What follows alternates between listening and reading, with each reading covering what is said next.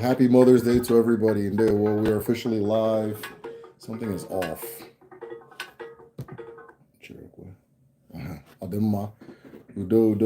Let's see who is all here. I did give a forewarning that this one might get political. Might. We'll see.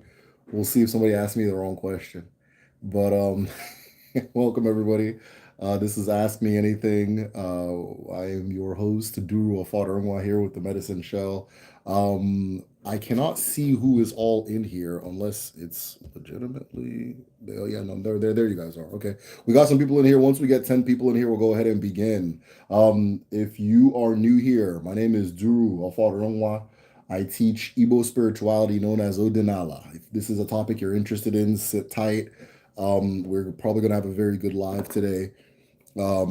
Or just hit subscribe, and I got videos on the way. I teach ancestral cosmology, history, things like that.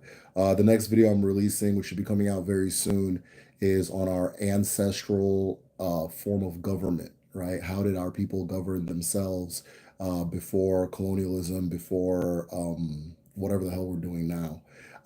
So if this is a topic you're interested in, hit the subscribe button. Hey, Phoenix, and there, whoa, hey, how are you doing? Hey, good seeing you. Who's all in here, by the way? Once we get to 6 people, we're gonna go ahead and get started, okay?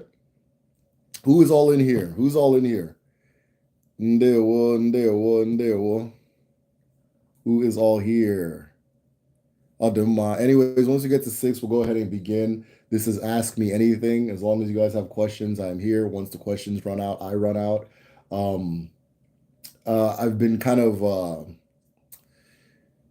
I've been very somber over the past like month or so, right? So if I'm a little bit off, that might be what it is, but my mood's been kind of flat and somber for a while now. How have you been? Flat and somber. That's how I've been. Happy Mother's Day to all the mothers. Happy Mother's Day to Allah, the mother of all. Happy Mother's Day to Eke Keruwa, the mother of all. All right, happy Sunday, everybody. Happy Sunday to you too. Happy Mother's Day to the maternal figures in the community. All right, Udo. AD, nice. Kevin, Udo one. I always like seeing the veterans, you guys' names here. Adema. Who else is here? Once we get 2 more people, we're gonna go ahead and begin. Guys, if you're not on Patreon, patreon.com/the medicine shell. Phoenix, can you type and pin patreon.com/the medicine shell to the top of the thing? Hello. I keep getting this, like, do you guys ever get these little twitch, like a little twitch? Maybe it's caffeine, but I got a little twitch right here. I'm trying to see if I can see it on camera. But anyways, yeah, join the Patreon. Patrons get access to my full research library, exclusive videos. Greetings, local. Udo one day. I can't pin. Okay, maybe I can pin. Thank you. Yep, I can. All right. So let's see if we can get you guys on Patreon. Patreon.com. That's from stress. Yeah, yeah, 100%. That's definitely what it is, right? Caffeine is contributing, but stress is there, right? But yeah, it's been a long since February. It's been a process for me over here. So Adema, appreciate you understanding. There's a setting that lets me post links and pin stuff. Okay, let me see what I can do. If we get 1 more person in here, we're gonna go ahead and get started. Phoenix, if you can remind me later on, I'll take a look and see if we can change your settings. But yeah, I'll pin it. I already pinned it, so we officially have 10 people in here. He said, I didn't even remember my bell. Y'all, as was properly diagnosed, I got a lot of stress going on, so I'm gonna be forgetting things up and down. All right, so we officially got 10 people in here. Let us go ahead and begin, okay? Umwibem, Ojabiala, Okike Keruwa, Okike Nenyendo, Osebuluwa, Umogabiala, Ekene Chuku, Ekeke Ruwa, ọbasi dị n'ala nne na-enye ndụ nne dị mma ụmụ gị abịala eji m ọjị na-ekele ụmụ ndị eke ndị orie ndị afọ na ndị nkwọ ndị mbụ na ndị egede ndị mmadụ na ndị mmụọ eji m ọjị na-ekele mmụọ na-esoro anyị n'ụwa na mmụọ anyị na-eso n'ije a na-aga nke ọbụla na-enye ndụ ana m ekele gị nke ọbụla na-enye uche ana m ekele gị nke ọbụla na-enye nke ọma dị n'ụwa ana m ekele gị nke ọbụla nwere obi ọma aka ọma ihu ọma ụzọ ọma ejikwere m obi ọma na-ekele gị na eke na orie na afọ na nkwọ ise. All right, ka anyị bido. All right, y'all. Okay, so this is Ask Me Anything. We'll see where this goes. If somebody asks me the wrong question, then it's on. But because I do realize that this has been a stressful few months for me, I'm not going to bring it up. So, udo. Odemma, Emeka ndewo, good seeing you. Urenna nwannem, kedu ka ị dị? Obi ọ dị gị mma? Jashika. All right, y'all, come with the questions, come with the topics, or else I bounce. What's been going on? How's you guys' week been? Everybody let me know how you guys' week has been. Mine has been stressful with a K. Stressful. How has everybody's week been? There's a setting that lets me post links and stuff. Ndewo, Emeka ndewo nwanne. I wish I could find my bell. I feel like it's not official without the bell these days. My daughter's obsessed with the bell, so anytime she sees it, she takes it and puts it somewhere else. Though I think I put it somewhere up high last time. Either way, we'll be fine without. All right. So Emeka says, my week has been one that requires a lot of hyper management. Yo, my brother. My brother. I'm operating at like about 30%, but the amount of management that's required it needs 100%. So I'm just kind of floating, but all them, I completely feel your pain. How's everybody's week been? Give me updates.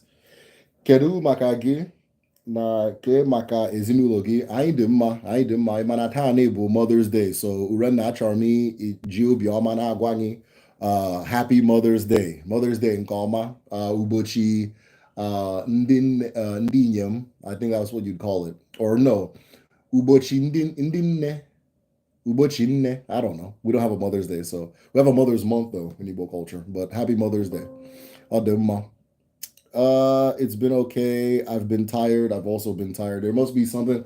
My astrology experts, what is going on in the stars? Can I get an update? Because this week has been dragging me. What's going on in the stars, my astrology people? It's been okay. I've been tired. I've been waiting to get back into weightlifting and the elliptical. Yeah, I haven't been to the gym in a very long time, which I think is contributing to the general laughness that I'm feeling. But it's just been a really busy, it's been a busy few months for us over here as far as my family. We're in the process of trying to move. And then, as always, I loaded up my schedule with a lot of stuff. So all of that is kind of doing a number on me. This week was replete with a stomach ache that went quick. Damn, sorry to hear that. Okay, let me go. All right, so we have our first question, official. Can cosmic strings be manipulated via stringed instruments? There we go. Or drums with strings. So creative force, 100% yes. 100% yes. For those who don't know, creative force is referencing this concept of cosmic strings, right? And in the ancestral worldview, our universe is almost like a blanket, right? It's a blanket that is made up of these interweaving strings that connect, intersect with each other, and so forth. We have a string that connects us to everything. We have a string that connects everything to us. And these strings are known as ete. These strings are known as ete, right? We saw a person on our Patreon who, by the way, we have really good discussions on Patreon. So join if you haven't joined. It's pinned on the top, patreon.com / medicine shell. Um, but yeah, the somebody on our Patreon described it as the cosmic nervous system. And I think that is a very apt description. Now I'll take it a step further, and this is going to answer your question, creative force. It's my own knowledge it is in my own knowledge. I haven't read this anywhere, but it's a conclusion I came to that ete and moi is the same thing. That ete and moi is the same thing. So if you can manipulate moi with strings and sounds, which you can also manipulate ete with strings and sounds. In my numerology video, I talked about how so typically in most very well versed people in Odinani, they'll go numerologically, they'll go up to 8, right? But I figured out how to get to 16, right? Or the meaning of all the numbers above 8. And that is what led me to realize that ete and moi are the same thing. Just if you zoom out, this thing we're calling moi interconnects us with everything. And it is the universe, Ekekeru was mechanism for feeling her own experience and existence. Ete is also you see it manifest in the concepts of like the umbilical cord, the root, the rope, string instruments like creative force brought up. I this is just one of these little random things I get into. I've been into time lapse videos. In fact, let me show you guys one. Hold on. Let me show you guys a time lapse video I've been into. So I've been into these time lapse videos because they illustrate the concept of it very well. Look at this. Has everybody seen this? This is a peanut. One of the comments said that I've never gotten so emotional about seeing a peanut grow. But this is 100%. That is ete right there. All of these strings. You see how the strings manifest outwards? All that stuff. That's how it works, right? As you look at nature, whatever you're seeing in nature is what you're going to be seeing in the cosmos. These patterns repeat themselves infinitely again and again. So by looking at this plant, we see how the concept of ete works. Now, we also know that plants are sensitive to, hold on. We also know that plants are sensitive to sound, right? So all of that will give you your answer. There was one that was like a baby develops their spinal cord. That one blew my mind. Baby developed spinal cord. Let me find that. I beg.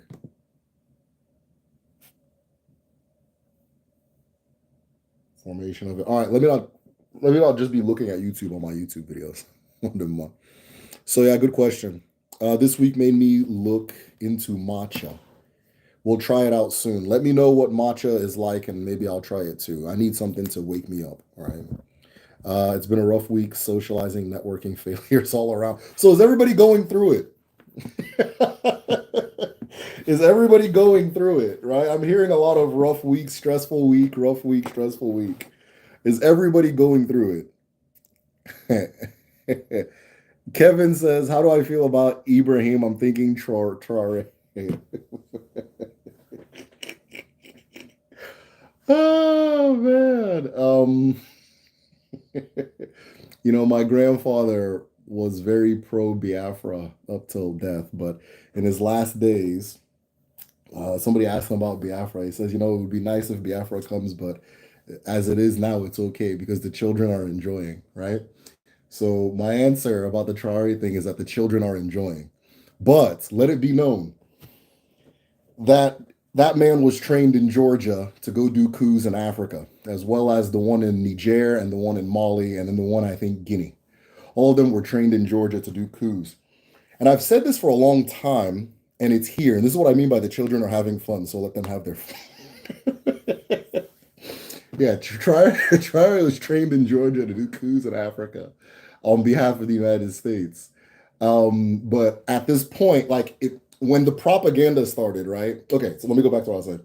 So when there's it's like a fire hydrant worth of things I want to say, and like a little straw that I gotta use to express it out. So The limitations of language, but let me try. So, um, when a while back I saw this video, it was like in 2001, right? And I saved this video because it was bizarre. But they started doing those coups in West Africa in the Sahel, all along the same line of latitude, which was I was like, okay, that's coincidental. And it was Senator Matt Gaetz, and he was having a hearing with a general, I think Langley, U.S. military. And Matt Gaetz goes, there have been three coups in West Africa, and we trained every single one of these people. Can we assure more or less that is there a reason our guys are doing coups right now? And General Langley, who's now being painted as like the coon villain, right? He's like, which I mean, sure, he's like, no, that just be assured that what's going on is fine. We got this under control, more or less. And he's like, are you sure we got this under control? And isn't this a waste of our money and our time? And he kept telling him it's okay. He's like, how can you assure us that these people are going to deliver? And he kept saying core values, core values, core values. And he's like, okay, is this our core? Like, explain what you mean by core values. He's grilling him. And he named them specifically. He said Ibrahim Traore, Dambuya, blah, blah, blah, blah, blah. The one issue they had was the one in Niger. And as somebody that unfortunately pays a lot of attention to African news, the only one that anybody ever had an issue with was Niger. That's why I knew, okay, something is actually happening there, but the rest of these is just the US, right? And a long time ago, I always said that when the US steps into imperialism in Africa, right? When they step in, because they hadn't stepped in until this point, except Liberia, right? When they step in, just like with Liberia, they're going to make you cheer for it, right? They're going to make you cheer for it because the U.S. is not stupid like France. France is stupid. They're not smart, right? And so so the first thing I saw, right? The first thing is after this video, I now start seeing because like I'm obviously identified in the algorithm as a black identity extremist or something, right? Because they always hit me with like the hard hotep shit early. And so I started seeing all these videos where it's like AI accounts saying like Ibrahim Traore helps a woman cross the street. I was like, all right, dude. And the next one would be like, Ibrahim Traore says Africa must unite. And it's like, all right, bro. And he's like over and over and over. And then like I started seeing lives and people go live on TikTok and stuff. I'll go in there and be like, hey, this is what I've seen. I saw that the U.S. Senate, I want to say, because he's a senator, so Senator of the House, a U.S. senator asked the general told the general that we trained this man. He just did a coup. What's going on? The general couldn't disclose. Be careful with this character. Everybody, some people would listen, right? Some people like I'd send them the video after watching the video, then the conversation changed. But most of the time they would just block me from the room. Block me from the room. I'm like, okay, all right, whatever. People are having fun, right? They're having fun, and I'm just seeing all this bullshit. And my mom calls me today. And this is how I know the shit. It's hit the fan. This is why I was like, all right, you know what? Like, let the kids, let everybody have their fun, right? Like my grandpa said. My mom, I'm talking to my mom because Mother's Day. She's like, hey, have you heard about this guy in Burkina Faso? I'm like, oh, they got you too. And she's like, yeah, that I saw a video where there was a girl and she couldn't afford to go to the hospital, and he came and he paid for her to go to, and he built a hospital for her. And then I was like, all right, whatever. So it's the U.S. State Department. When the U.S. makes its move, it looks like Hollywood. They make the people being invaded love what's happening. They make them appreciate what's happening. Because very sophisticated imperialism apparatus. There's just, it's like watching LeBron James. It's like watching LeBron James dribble people's brain, bro. Like I'm just like, this is amazing. And I always said, when the U.S. starts doing imperialism, Africans will cheer for it. They'll love it. They will cheer for it, right? Different countries have different styles. You understand? France style is very overt and blunt, and we have nothing to hide about it because we don't care, right? Whatever. If you don't like it, that's your business kind of thing, right? That's why it failed. Their situation failed, right? The English is a little more subtle. It just looks like relationships. It looks like relationships, right? It looks like relationships. It's strange. Like, for example, the UK, like a lot of their spies are journalists. You understand? And instead of sneaking around, they're just coming to ask you the question directly. But if you say, I'm not going to answer a journalist, then all of a sudden, oh, they're oppressing journalists. They don't have press freedom, blah, blah, that kind of thing, right? So that's their style. But the US, ha, this shit's going to look like a Marvel movie, boy. They always got that movie. He's always like,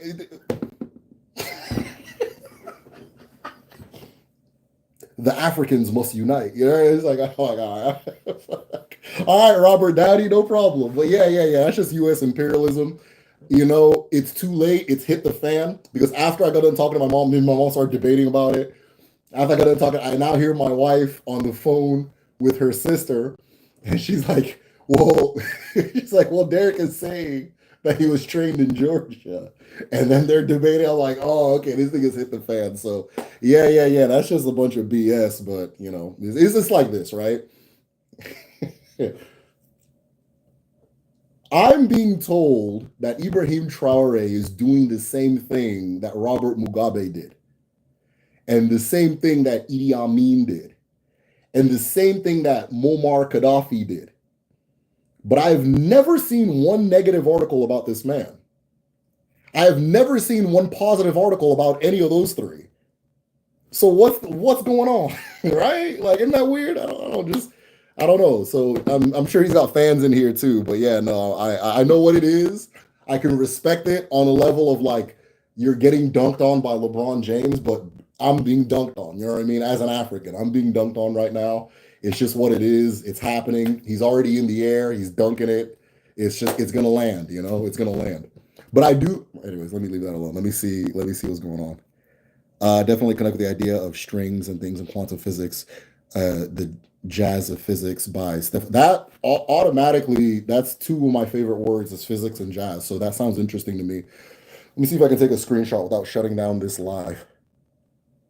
All right, good. So I'm going to see if I can remember and check that out. That sounds like a cool book. Ademma. I just finished that book. LOL. It's mind blowing.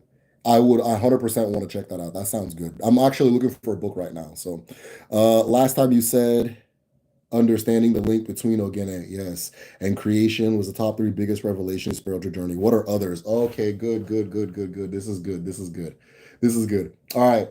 So, Eman, is asking me what are the top three revelations I had. Maybe I should make this a video, but I'll share it with you guys here anyway. Um, Top three revelations I had as far as Odinani, as far as my journey, right? Revelation, okay, I'll say this. Revelation one is like, and I'm not, this is not in order because I'm trying to think of them, is exactly what he's referencing, which is realizing that Ogene music is if that the way Ogene music happens is the way everything happens in the universe, right? And it's the way we as African people traditionally operate. Okay, it's how we operate, it's how we create, it's how we do. And this method of creating and doing, this particular way of creating and doing, has been suppressed in at all different places. And one of the only places where it hasn't been fully suppressed because they don't understand is through music, right? They haven't suppressed this method in music yet, right? So what is Ogene? Ogene is me. I take my Ogene bell, I play something. The person next to me it will play something on their side, or like based on what they're feeling. Guys, I'm really stressed. Like my thoughts aren't coming together. But the person will play like a song, right? And the next person next to me that has their instrument, they'll hear what I'm playing, and once they start feeling it, they jump in with their own pattern, right? Right? Maybe I'm going, and they start doing jazz. It's like jazz, right? And so maybe they start doing this, and this one starts doing this. Next thing you know, we've created a whole song, and none of us told each other what to play and what to do. It was felt by way of moi, by way of spirit, right? It was felt by way of spirit, because in reality, that song was a spirit that was looking to bring itself into the world. You understand, right? And so this method of making music is how we do our spirituality, our architecture, our political systems, our economic systems, our understanding of self, our understanding of universe, our science, our medicine, our technology, all of it comes from this method. But we only use this method in the modern day, or let me say, we use this method most in the modern day in music, right? So when it comes to African music, and I'm counting Black American Caribbean as African, right? I'm getting tired of this black word. I don't know what y'all mean with black. Africans worldwide and in the continent, nobody can beat us when it comes to music. Why? Because we still apply this method in music. You understand? Once we start applying it in everything else, people, nobody will be able to see anything. I saw somebody say something along the lines of, and it was a quote that once, I think it said, once black people or somebody start treating physics the way they treat jazz, then it's a wrap. You understand? And that's so okay. Yeah. So revelation number one is Ogene music and jazz music as well, right? Just paying attention to that. Revelation number two is that this is real. Odinani is real, right? Igbo spirituality is real. It's real. It's not. I approached it at the very beginning as something to study, as a subject, right? And as I studied, it began to reveal itself to me as no, this, you don't even need to read this. Just look around you. Look around you and describe reality, and you're describing Udinani, right? That's what I came to find. Look around you and describe reality. That's what this is. That's what I ended up finding, right? Is realizing that this is real. Like this is not a belief. This is not a. It's as real as saying if I turn this light switch on, it'll turn on. If I turn it off, it'll turn off. Right. So that's revelation number two, is that this is real. Okay. This is real. That if you establish an accord with a human being and you speak to them, they'll speak back. And if you go beyond the human being and speak to them, they'll also speak back. Right. So again, it went from being something I studied to something that like is lived. Even the word, I don't, I don't even know what the word is because I've always lived it. I just didn't know the extent by which I lived it. All right, we all live it, so I'll use lived it. I went from studying it to living it. Right, that's revelation number two. Revelation three, a big one. Revelation three. There's so many paradigm shifts I've had, guys. There are so many paradigm shifts I have had. Ah, there are so many paradigm shifts I've had. What is the third one? And then I feel like if I say one now, I'm not doing justice to the others. But the first is that we as African people, the way we do jazz is the way we do. If we did things the way we do jazz, we'd be nobody can see us. But we only allow ourselves permission to do it in music, or we do most permission in music, dancing as well, sports to an extent, sports, right? Um, Things like that. Once we start applying that same thing to engineering, it's a wrap, right? It's a wrap. But I think one of the things that the Western system does is it makes you afraid. It makes you it makes you feel like an imposter about everything. So you can never really own engineering the way you would own dancing. But it's the same thing. It's the same thing, right? You would never, you'd never feel enough chutzpah to own music, or no, to own like medicine the way you own. That's why I have a traditional medicine class, right? For those who are signed up for the traditional medicine class, that's really what it's about. Like, just own this thing, own it, right? And then number two is even realizing things are real, right? And then even with the traditional medicine class, like we have a part of the traditional medicine class where we talk about how to speak to a plant. You can really do that. You can really do that. How to ask a plant for answers and receive your answer back and that kind of thing, right? I'm trying to think of thing number two. Or number three. Thing number three. Thing number three. Okay, so since I can't think of the definitive thing number three, I'll just throw I'll throw one. If something else comes to me, then I'll say that. But the thing number three that I realized that really shifted my paradigm was, oh, okay, let me go back to the Osu video. Okay, this lends back to the thing of it being real, but realizing that most of human history, like most of about I think 70 to 80% of human history happened only in Africa, right? Only in Africa. You understand? And that if we really want to understand this humanity of a thing, that's the only place to look. By the time humans start leaving Africa, we've already written the story. The story's been written. It's over, right? So just realizing the centrality of Africa to humanity. And you see a lot of that. And I have my Osu explained video. There were some things that I learned that I don't think most historians know, right? Or I know as a fact that most historians know. And in realizing those things, like you come to realize that, you know what, I don't think I I'm not I'm going to be mindful where I get my information on things, right? Because these people really don't know. These other people, they don't know. They don't know. Even the people they don't really know. But it's all there. Our ancestors left it there, and we can go to it anytime we want, right? Or anytime we're ready. You understand? So I saw things in my studying. I saw things in my studying that shifted my paradigm radically, right?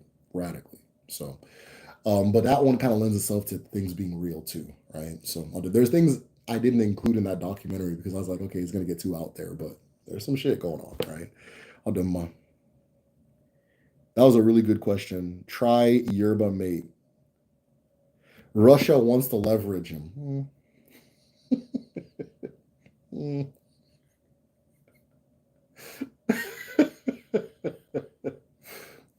every country in the world, every country in the world trades with Russia. Okay? Every single country is actively engaged with Russia somehow, some way. Russia's a major power. Why are you hearing this one? Those are the questions he started. Everything is happening at all times. Why am I hearing it? Right? Everything is happening at all times. Why am I hearing it now? You understand? Somebody runs in from outside and says, there's cars on the street. That there's always cars on the street. Why are you telling me that? That's the next question for me. So why do I keep hearing that this guy is engaged with Russia? Right? Because I know the big idea is that Russia and the United States are rivals, but they're really not. They're not. You understand? They're absolutely not. They're not in that war. They actively trade with each other. They're engaged with each other heavily. They coordinate. They cooperate and coordinate with the United States has more coordination and cooperation with Russia than it probably does with any other European country, right? Just because of you know Cold War, nuclear weapons, all that stuff. So why am I hearing that Russia is working or that this guy's engaged? Why am I hearing that? Why do I when China sneezes when a Chinese person sneezes in Africa and it ends up on my page somehow some way? Why am I hearing that? What is that? Right? What is that? And just mindful of stuff, you know. But yes, he's. I believe there's a part of the play is that he's got to do stuff with Russia. Yeah, now within my yeah, it's yeah, within my has gone to meet with hey LeBron James. It's just it's like LeBron James takes flight. It's gonna happen, right? He's gonna dunk that ball. So yeah, this thing has taken flight. Um, you know, at this point, the people who are gonna say, which are gonna be few, are gonna be saying what I'm saying. They're gonna be the villain, and then in like 6 years, everybody like, oh, but by that point, we'll be bored and we'll move on, right? At that point, we'll be bored and we'll move on. I'd say about 6 years. All right. But yeah, it's taking flight. So Wood I think he's the biggest internet personality as far as Africa, very Pan-African guy. Yeah, absolutely. Absolutely. Georgia, the black on black. If you're not from here, get out of here real quick. Stay. I went to uni there. Interesting. I kind of don't know what you mean by that. I see so much content on him that seems like AI. Guys, look at this stupid shit, right? Look at this, right? They're gonna stop recommending my videos, people, by the way. If I talk about this too much, just know you're not gonna see me on the FYP no more. You gotta get on the Patreon if they're gonna even let me keep that, right? And if they get rid of that, we'll find something. But just get connected somehow, right? Let me show you this shit, bro. This is what I'm talking about, right? Blasted with AI. AI, he's doing this, he's doing this, all fake AI, fake ass news, oh, fake. And it's like, what is there a Burkina Faso minister, minister of information that's blasting my American FYP with this shit? Like, why am I hearing this? Look at this one. R. Kelly, hold on. Look at this. R. Kelly. What does this shit say, guys? R. Kelly has now made a song for Ibrahim Traore. Oh, damn, did I close out? Hold on. Let's hear it again. Kales! What am I doing? Everybody who is remotely interested in Africa is blasted with at least 12 videos a day about stupid AI fake nonsense like my mom said that a girl was sick and he saw the girl and then he paid for the girl's medical expenses and then he built the hospital in her village. Like, this nigga's done a lot in fucking hey, but like I said, it's taken flight. It's going. This is the greatest propaganda machine on planet AI on planet Earth right now. The average person is convinced that Burkina Faso is that's like the hub, right? Which whatever, it's whatever. And then like there's this thing they're doing too, where they're using this to also demonize the other African countries, right? Now, what do I know about this situation? Right now, we're supposed to believe ECOWAS is bad. ECOWAS is a bad thing, and Ibrahim Traore is the good guy, and he's gonna beat ECOWAS because ECOWAS is working with France. And what I know is this: during Olusegun Obasanjo's time, so early 2000s, Umaru Yar'Adua, so like mid 2000s, and Goodluck Jonathan just shortly after that. The United States propositioned ECOWAS to set up AFRICOM 3 times, right? And every single time, ECOWAS, as a united bloc, said no, no. We can do joint trainings, we can do this, we can do cooperation, but no permanent military base. No permanent military base. You understand? And it just happened again and again and again and again and again. And then I started seeing that they got something going on in Burkina. This is way before Traore. They got something going on in Ghana and Burkina Faso.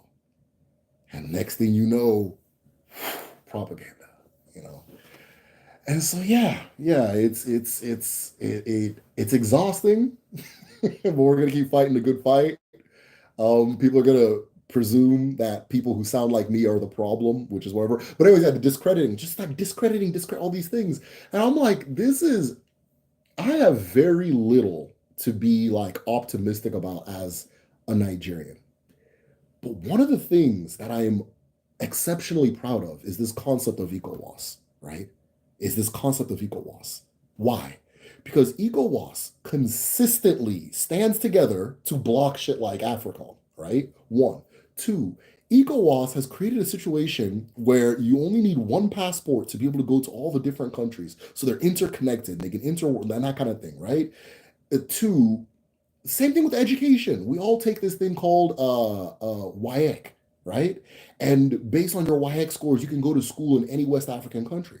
So if you have a country like Ivory Coast, Ghana, Nigeria that have a lot of universities, and you have a country like Mali, Niger, Burkina Faso that don't. If you score well or if you score decently, even you can get entrance into any place like that kind of thing, right? And they exchange oil, they give each other free oil and these free all these things. I'm like, wow, this is like, I'm not like a big Pan-Africanist, but it's like a Pan-Africanist dream, right? They're doing the thing. ECOWAS has stopped in my lifetime like four major civil wars with zero outside, just four gone. The order has broken down. They've gone in there. They've established peace. They rebuilt the place, and then they left. They didn't take anything. There's no I'm trying to dominate each other. That it just a level of cooperation you don't see anywhere. Nobody has heard any of this. What I'm saying right now, nobody's heard it. Right? Somehow my mom heard that this guy saw a girl crying that she couldn't pay her medical bills, and so he paid the medical bills and built a hospital. But the things I'm saying right now, these things that over, I think 14 countries are doing actively, it has now been broken up because, it's been broken in half now. Everything I just said has been broken in half now, right? Nobody knows this. Nobody knows. And I understand people Africa is a blank spot for a lot of people. I get it. So when people now start being aware that this guy, like a woman was trying to cross the street and he said, I'll help you cross the street. And then he crossed the street. When you start hearing those granular ass things, and you be like, oh, and then like, okay, for example, because Africa is such a blank spot, I'm getting blasted with the thing like he built a tomato, built a tomato canning factory. I'm like, well, there's a lot of those. And I'm like, oh, well, people don't know. So if they hear this, they're gonna be like, oh, wow, things have changed now. Things have changed now, right? So I'm like, okay, maybe this blankness, this like unawareness that people, this controlled unaware, like it's very control, like the United States is it's like a prison, bro. It's not a prison. It's a beautiful country, a nice country, everything you want in the world. But mentally, oh man, it's sewed up. North Korea could not dream of controlling information the way information is controlled in this country. That's what it is. Well, what do you mean by that? Okay, let me leave that on. But anyways, yeah. So when I see these things, like, yeah, why is Africa this blank spot that like people just have a hard time getting anything on? Well, for one, if you go back to the original colonial experiment, right? That concept of the unknown, the dark continent, helped. That's how they were able to do it because they could you send somebody there, they can write whatever the hell, everybody will believe it, right?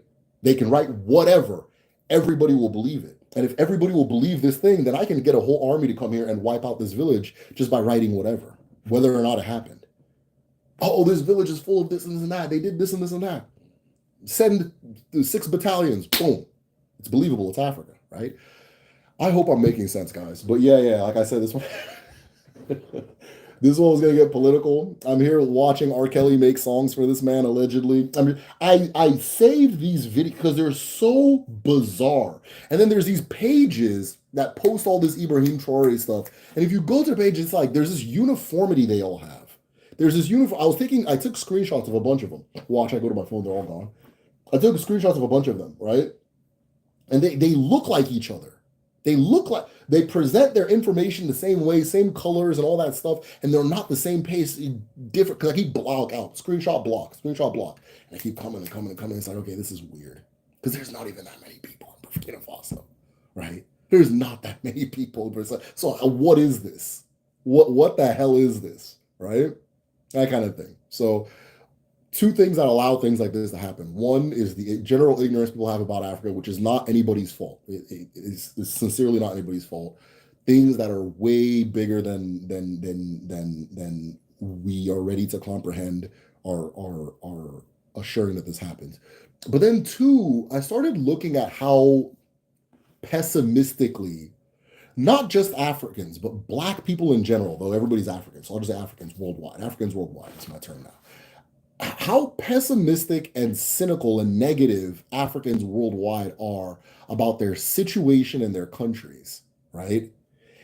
Because that has opened this window where all I got to do is give you a picture, a guy in a picture like this, and tell you that he's canning tomatoes, and then you now think something great has happened, but you as a goddamn African, you know in your fucking hometown there's a tomato canning factory. But you're so locked into this negative mindset that doesn't even matter. That doesn't even matter. And I'm not just, I notice this about Black people worldwide, and it is madness. This is the biggest piece of evidence for it. If you ever ask a Black person about the place that they come from, they will tell you that you're going to die if you go there. I don't know what it is. If you ask the Jamaicans about Jamaica, they're going to start telling you some bullshit. If you ask any Black American about their hometown, they're going to start telling you some bullshit. If you ask a Canadian, when I realized it was getting out of hand was when I started seeing people from Toronto talk about, oh no, you don't want to come to Toronto. You don't want to come to all the... Why wouldn't I go to Toronto? You don't want to come to Chicago. Oh, them Kingston boys. Oh, you don't want to go to Haiti. Oh, they'll kidnap you in Nigeria. Oh, you don't want to go to Brixton or wherever the Black people live in London, right? It's just this thing. It's this thing like, what? Why do y'all keep doing this shit? But it gets used against you. It gets used against you. And this is an example, right? I grew up in an unbelievably white part of the Midwest. And when gentrification started, I didn't understand how devastating gentrification was until I seen a girl who was crying about her grandmother losing her home. And then I started researching it more. And where was this? It was I don't want to say the Bronx. It wasn't the Bronx. It was Brooklyn, right? And I'm like, as somebody who's not from New York, every single thing I've ever heard about the Black population in Brooklyn is bad. Every single thing, from the people that live there themselves, is bad.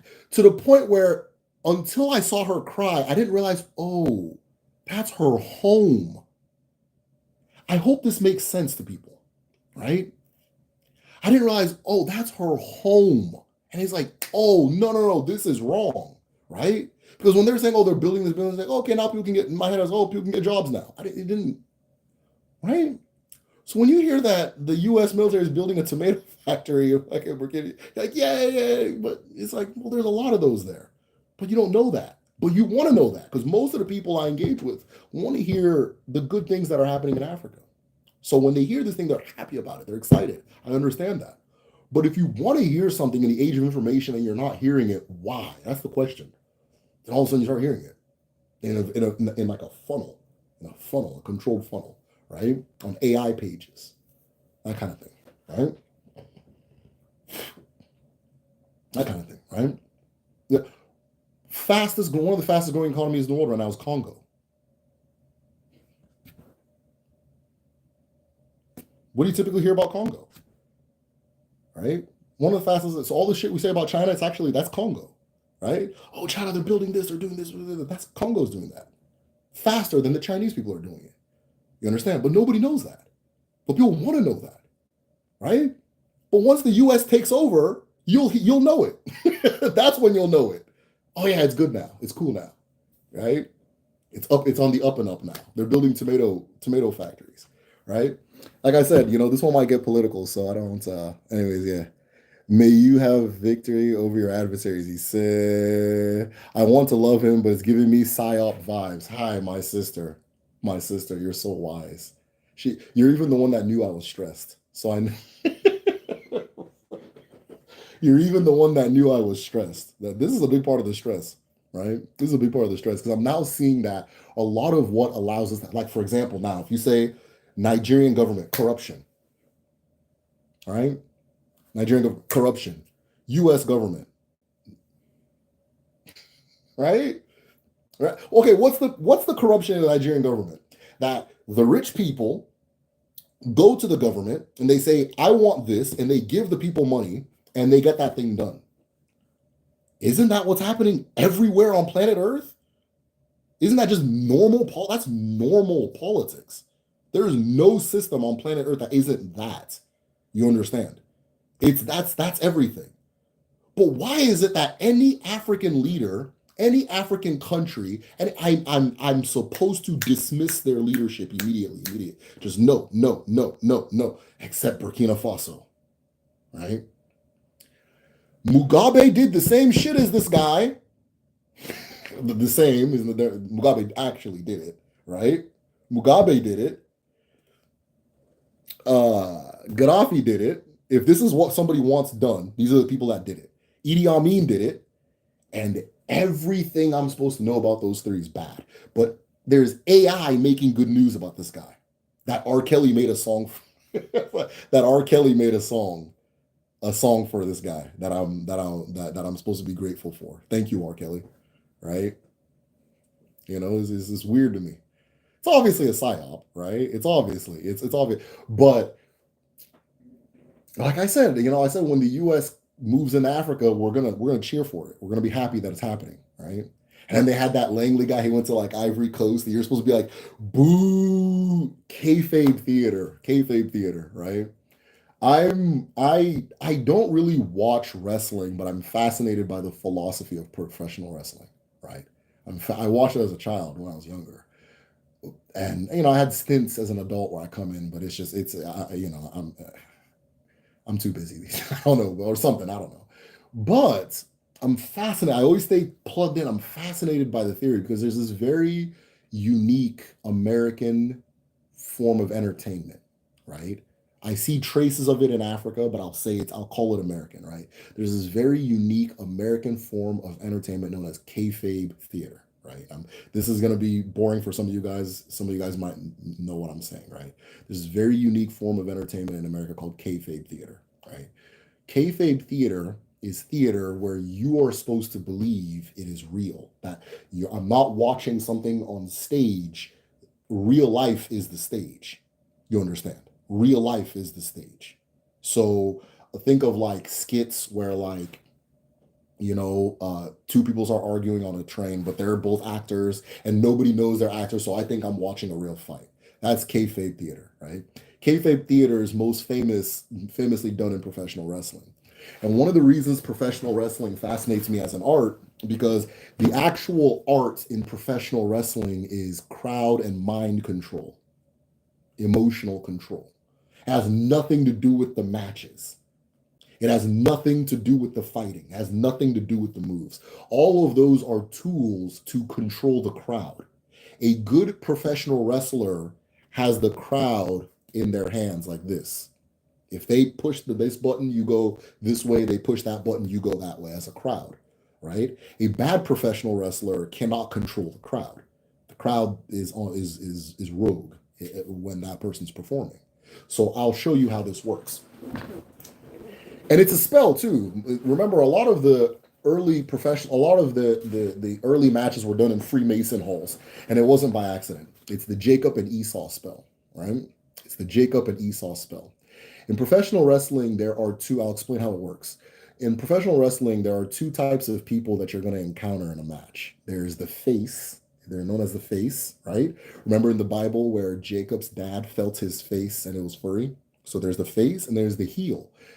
Jacob, the scoundrel, the bad guy, he ended up having a weakness in his heel or something like that, right? He ended up wrestling. In the older versions, he wrestled against God and God got tired, but it was later changed to an angel, right? And so Jacob steals Esau's birthright, right? And from stealing Esau's birthright, goes on and founds the Israeli nation, that kind of thing, right? So in professional wrestling, they have the face and the heel. The face is the good guy. The face is the person that makes you cheer for them. The heel is the person that makes you boo, right? That makes you angry. You understand? The face has to do a thing called getting over. Getting over is just the crowd is invested in you. That when you get hit, they get angry. When you slam somebody, they cheer, they get happy. That means you're over, right? Or they're willing to pay money to come see you. That's you're over. You understand? The face has to get what's called heat. You understand? Heat actually means you desire something to happen, but it's most often used for you desire something bad to happen to the heel, because the heel's job is to piss everybody off. You understand? To make everybody angry, to create tension so the baby face comes, people pay to see the baby face beat this guy. You understand, right? And the reason I'm going into this tangent, and I can go into it more, but I'm sure people are bored by now, is that this is how the US operates internationally. This is how the US operates internationally. For every South Korea, they're going to give you a North Korea, right? That's just how they operate. Who are the axis of evil? Those are the heels. And what does that make us do? It makes us have an emotional reaction. And once that emotional reaction is happening, we can now say, move left, move right, or I said the wrong way, move right, move left. And then people move right, move left. And that's how the control happens, that kind of thing, right? So I understand each country has its own style of propaganda. And when I see it, it becomes obvious, right? It becomes super obvious. You understand? American propaganda looks like an American movie. There's a well-defined good guy, a well-defined bad guy. There's no time to hear each one person's argument or whatever. This is the bad guy, period. This is the good guy, period. You're going to hear everything bad imaginable about the bad guy. You're going to hear everything good imaginable about the good guy, right? And that's just how they do their propaganda. And a lot of people just don't understand when they operate that way. So when I start seeing people taking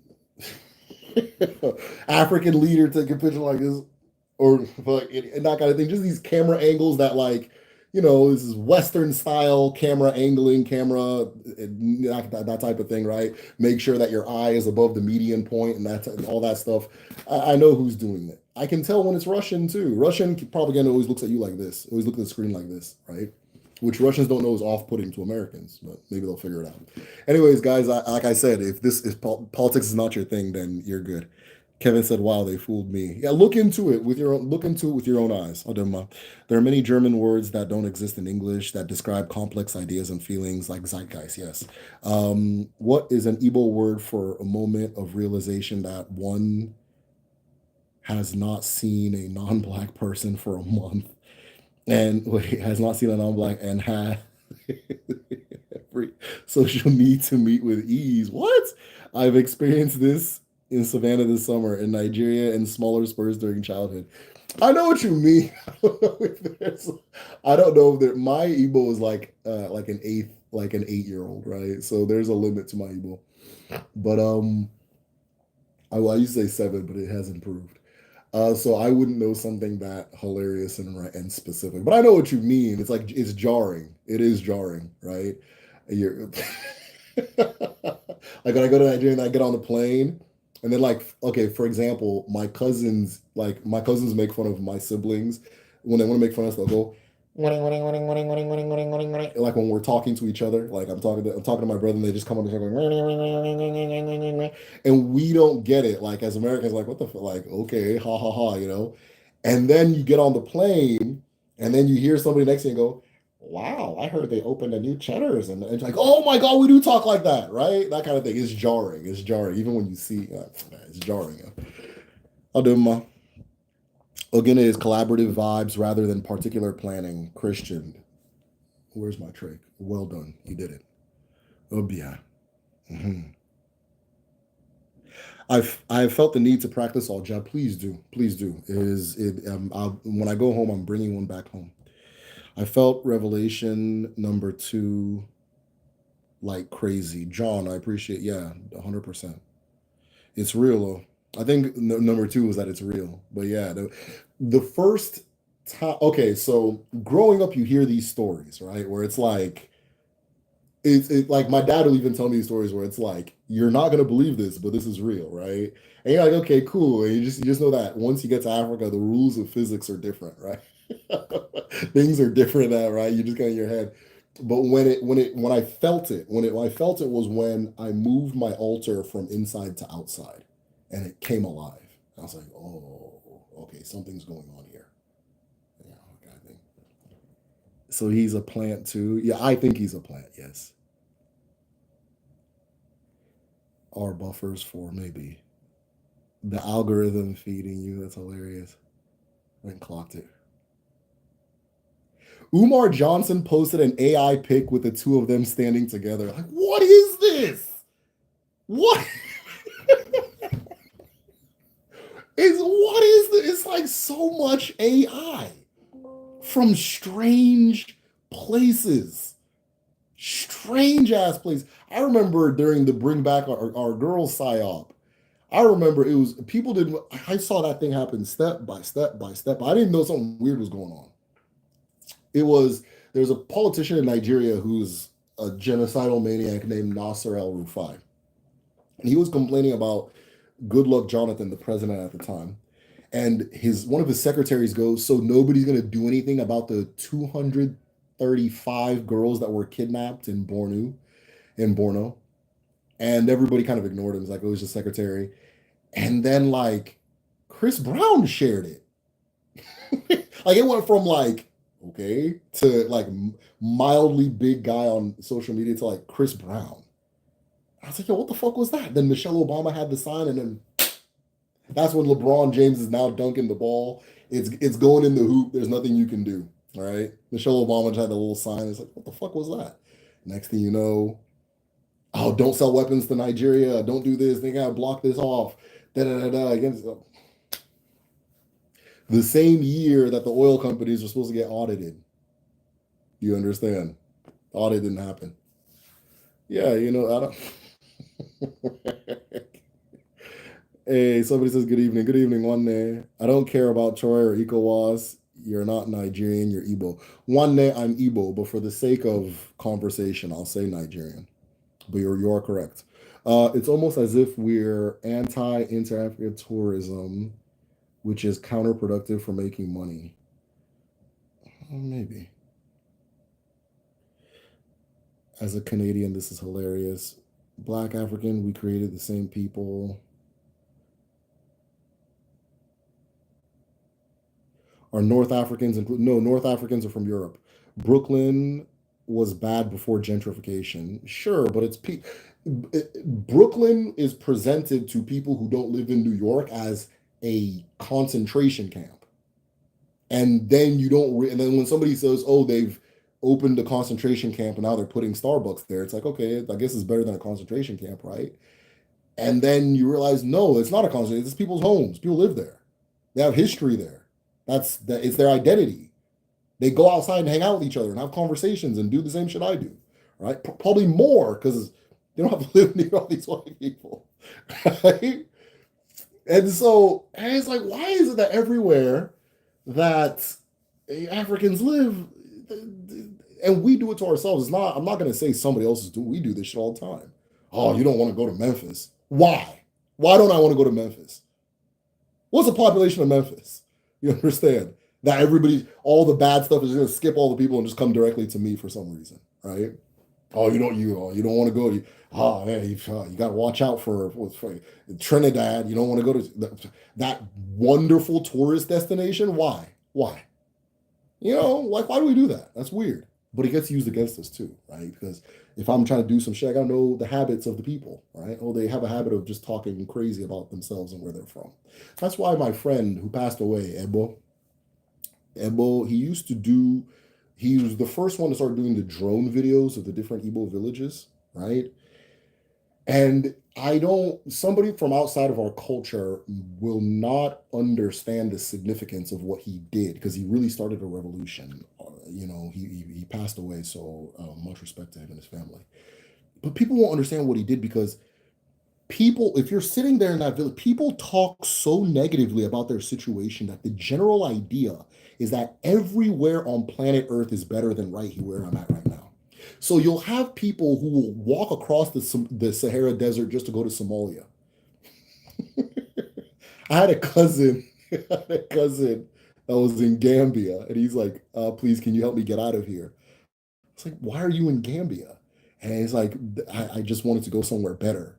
And they don't know that like Nigerians actually don't know Nigeria is better off than a lot of the countries in Africa. They don't know that because the way they talk, because the way they talk. It's the same way people are talking about Brooklyn. Same way people are talking about this. It's just like maybe it's genetic. I don't know what it is, right? So that when the U.S. and I know the U.S. they're smart. When they want to come and take over, they're gonna tell you that they built the fucking tomato factory because you are so knocked out with your negativity that you don't even know you have one in your backyard right there, right? So I was grateful that my friend went and took drones and was showing people this place don't it's not bad, that kind of thing. And then people start calming down. But yeah, there's a reason why any weird place on planet.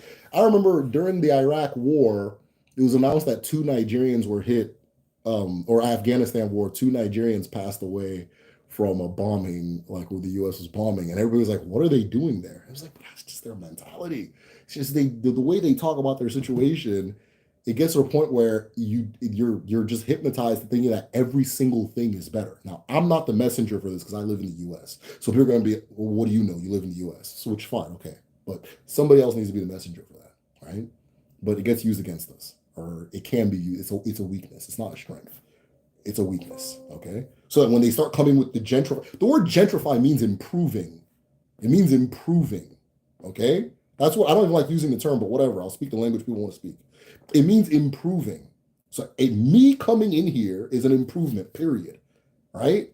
What are you going to argue about me? You just made 15 songs about how this place is horrible. And it's not bad. It's actually not bad. Oh, yeah, people get you. Okay. Okay. I grew up in a small town called Central City, Nebraska, right? My brother was the first black human being born in that town. Born in that town. That's how white it was, right? There was a meth epidemic when I was in fifth grade. And it got to the point where some of fifth and sixth graders were high on meth and went and burnt down like the historical bridge. You understand? They then started a gang called the Kings of Pharaoh, which again is some weird ass white kids. It's not it's nothing to take seriously, all that stuff. But if you ask the people from there, that's not what they're gonna tell you about the place. Habitual. It's boring. That's what they say. It's a small town, you know. We like football. I gotta tell you this crazy shit. It's America. It's crazy stuff happening everywhere. But you ask, oh, you don't want to go to Toronto. You don't want to go to Toronto. And what do they say? You don't want to go to Toronto, Crody. Like, okay. You don't want to go to Toronto. Why don't I want to go to Toronto? Oh, yeah, them boys over there. Really? So you're scared, right? I'm supposed to be scared with you? Stupid, you know? Even some of the questions people ask me, like, hey, let me leave that alone because those are fair. Oh, never mind. Like I said, this one's going to get political. If that's not your jam and you want to skip this one, it's fine. Those of you, if this is your vibe, welcome. But yeah, I got some things on my mind. And I'm sure my wife is tired of hearing me rant about this. So yeah. Do you think it could be more advantageous in the long run to settle in a developing country rather than a first world one? I think it depends on your temperament as a person. I think that if you've lived in a first world country, it's hard to adjust to a developing country because life is not as convenient and is not as predictable. And there are hundreds of things about, like, for example, the United States that you will subconsciously take for granted. And then you get there and you're like, oh, damn, right? It's not there, right? Despite how we talk about this place, it's an amazing country. It's an amazing society. It's a great place to be. And so you have to know that before you go somewhere. A lot of people think this is just the worst and blah, blah, blah. And they go other places and then they learn to appreciate America. So it would really depend on your temperament. Now, me as a human being, my temperament, I don't care if the lights get cut out. I operate very well in chaos. I don't necessarily need things to work smoothly. I kind of like figuring things out and that kind of thing. And at my core, I'm supposed to be an old man on a canoe with a small farm, right? That's at my core. That's who I am. So anything else is extra. And so it's easy for me to live anywhere, right? But not everybody's like that. Some people need accommodations for uh, disabilities, certain comforts that they're used to, things like that. Like, I don't give a rat's ass about air conditioning. Some people that's not negotiable, right? So if you've lived in a first world country, it's very, very difficult to relocate to another.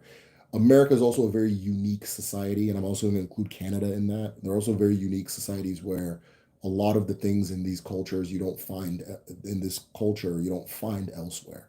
So going from a developing country to like a developed country, especially like the US, UK, Australia, Canada, like the Anglosphere countries, it's easy to do. It's easy to get lost in the sauce. It's tough unless again you kind of have my temperament. It's easy for me to live in a place that's not as structured and that kind of thing. If you're willing to adapt, living in a developing country, let's call it developing again, depending on the country, like let's just say Africa, you are going to have the time of your life. You're going to grow tremendously as a human being. You're going to realize what life is actually about. It is an unbelievably rewarding place to go. Don't listen to the jackasses from there. They're going to tell you a bunch of negative, stupid shit because that's just what we do, right? And for some reason, I don't, I didn't get the memo, right? It is an unbelievably rewarding experience if you're willing to soak it in, right? And be a part of the environment. One of the things I'm grateful for my parents for is we didn't like usually when people come from the US and go back to Nigeria, they try to shelter themselves off, right? Just out of stupidity. And my parents didn't do that. So we landed. I went to the school I went to was your regular village bungalow school with potholes on the floor, and they used like a charcoal on the wall as a mark as a board as they're writing with chalk, and then you had to carry your seat. You had to bring your seat from home, like a real village school. I was never separated from my people just because I'm from the U.S. Now they would often tell me things like, "Oh, you can't carry that bucket. You're white." Right? They would try to segregate me, but that kind of thing. So it's not a big adjustment for me, but for a lot of people, that's a privilege I got to have. For a lot of people, that kind of adjustment is tough. So if you can operate in a less structured environment, and if you are like even if you're like keen to opportunity, like if you're more likely to start a business than to look for a job, then living in a developing country would be an awesome experience. Cost of living is low. Almost every time the culturally the people are just awesome everywhere you go. South America, Caribbean, Africa, Asia, that kind of thing. Culturally, just the people are always super warm, super phenomenal, and that kind of thing, and so forth. So I don't know. I dismiss all world leaders, not just African. I don't care, disapprove, or reserve. I reserve my hate for British and American leaders. I understand all them. Oh my God, I didn't know there was a face and a heel. I didn't know that's where face and heel come from. Yeah. Commedia dell'arte Harlequin. Okay. I don't. Uh, I think that says Ebeku. Do you want to explain that Latin phrase you just gave me? Sounds like a Harry Potter spell. So I just want to make sure I'm going to wake up in the morning. Uh, who you spend time with is who you become. Part of who you are. Absolutely. What is a good practice or ritual to do in order to fortify your spirit when going into battle? Hi. All right, we're talking. There's something I must do tomorrow linked to people who are causing me pain in the past. I face them tomorrow. Um, Emeka, do you want to message me on Patreon and I'll give you something very, very specific? Message me on Patreon. I'll give you something very, very specific. Yeah. So that kind of thing. I think you missed what I asked earlier. My bad. My bad. Alligator pepper can't hurt. Since we're being politically, any thoughts on the Newark mayor Raz Baraka being arrested outside of the ICE facility during the protest? I didn't know about that. Angelica, I'll look it up, but I didn't hear about that. He's running for governor this year. So he's currently the mayor and he got arrested? Does it say former? No, current. I didn't know about that. I avoid the news. I avoid the news. So, which is why when I start getting bombarded with news, I start asking questions. Again, it's spontaneous, improvised. I miss that boy. Yes, yes. This is what last episode of Don't Trust Them Chicago niggas. Right, right, right. Shit.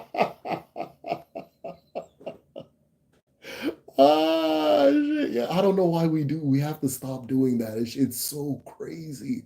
What do you mean I gotta be careful going to Toronto? Are you stupid? Why? Oh, you don't want to go to LA? What the second most economically important city in the United States? Why wouldn't I go? What would happen if I went there? Get out of here, man. Like, what are you talking about? Crody? Crody? hey, hey, my Toronto people, please, can you please explain to me, is that Crody thing real? Okay? Is the Crody thing real? Toronto people, please, is it real? Because it seems fake. It seems like somebody sat down and made up a bunch of words and they got their friends and they start practicing it with each other. And like it looks so it doesn't feel like an authentic. I don't think this is an accent that people share with their parents, right?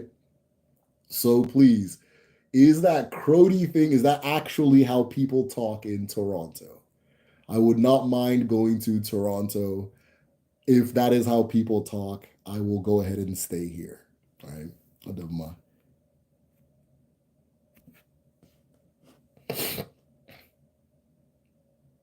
Okay, so people in Newark are conflicted over gentrification, that kind of thing. Yeah.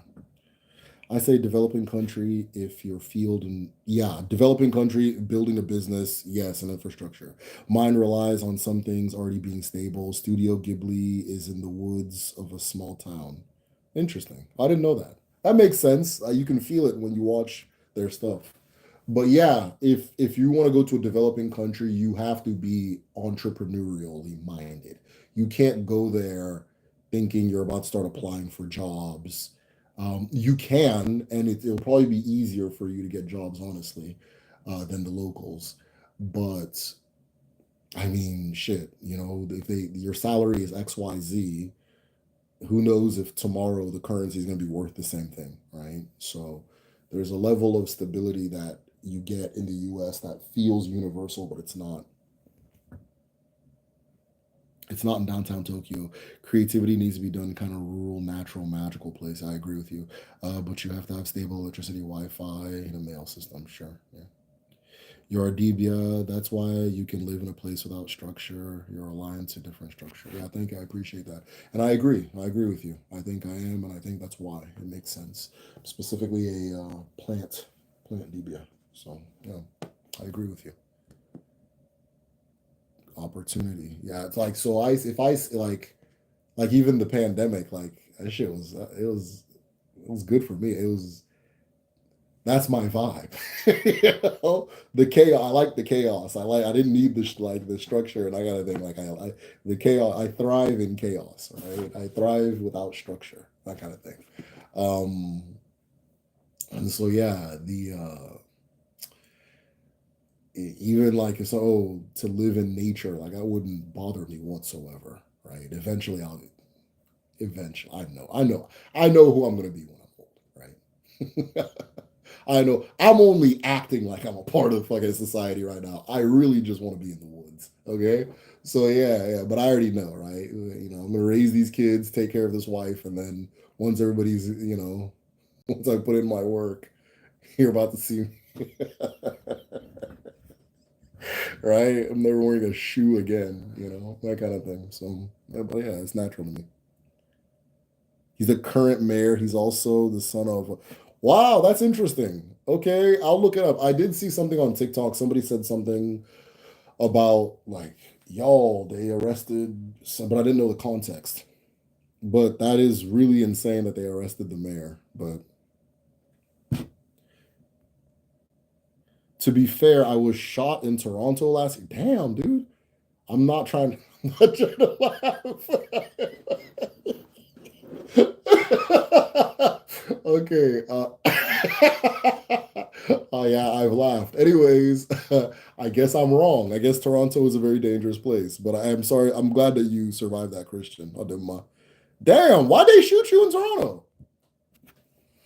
I was wondering if they were related.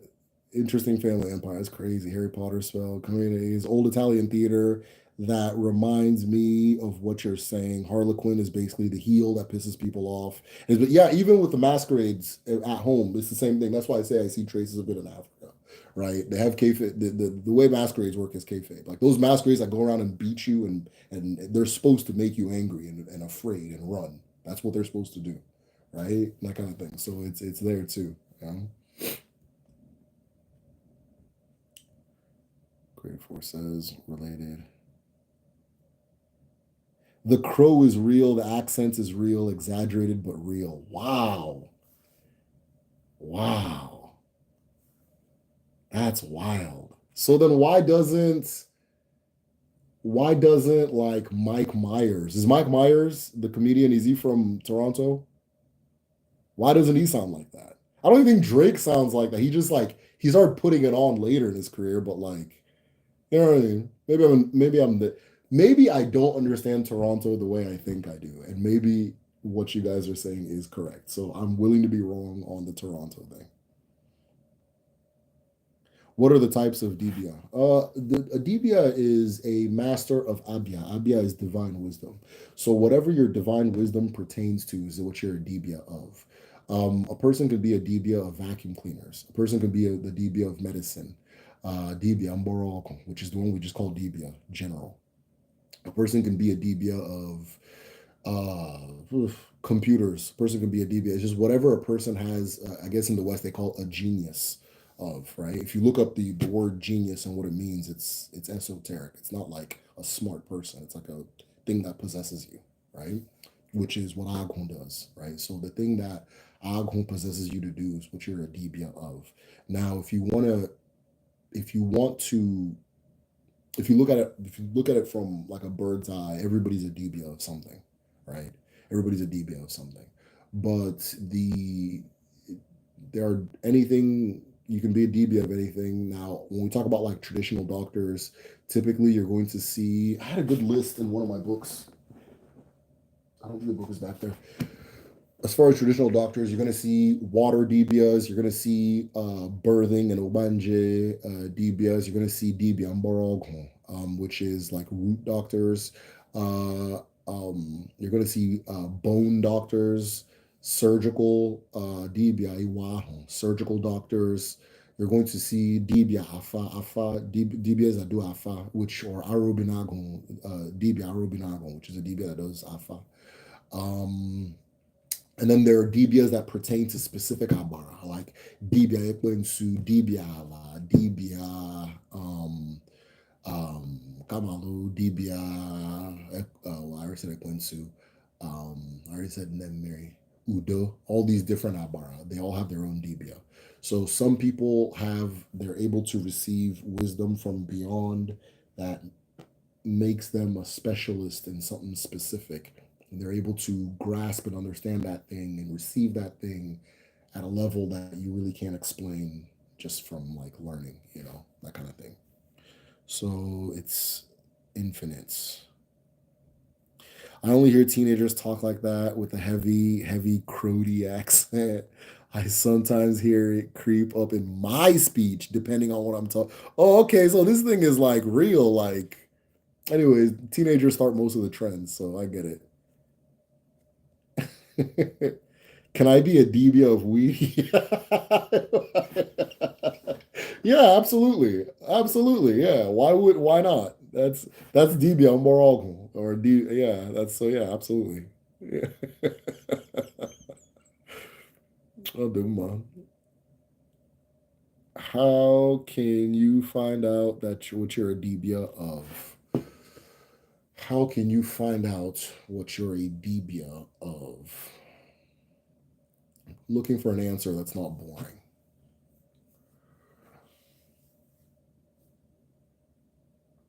How could you know what? I have an unbelievably brilliant community.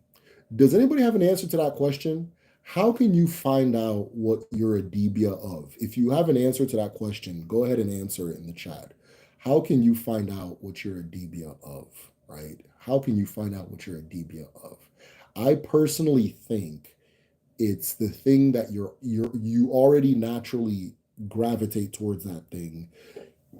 You already naturally gain life and energy from engaging in that thing.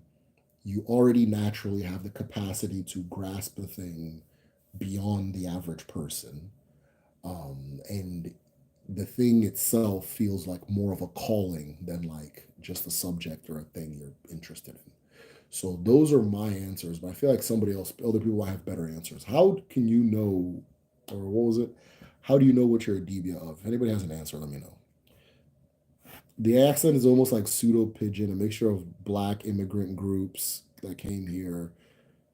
It's but okay, so one of the reasons I think the Toronto accent is fake is because it also comes with a fake voice. Like you can't say it with my tone. You have to start doing this, Grody. Like that's not natural. You know what I mean? It's not. I can't think of any other natural speech pattern where you have to like change the octave. I think is the term of your voice. And then the fact that I don't know. It just seems kind of real random. Like it didn't just came out of nowhere. I didn't hear anybody sound like this until at least 2020. But I'm not I'm not Canadian. I'm not from Toronto, so maybe I just missed out. Debia,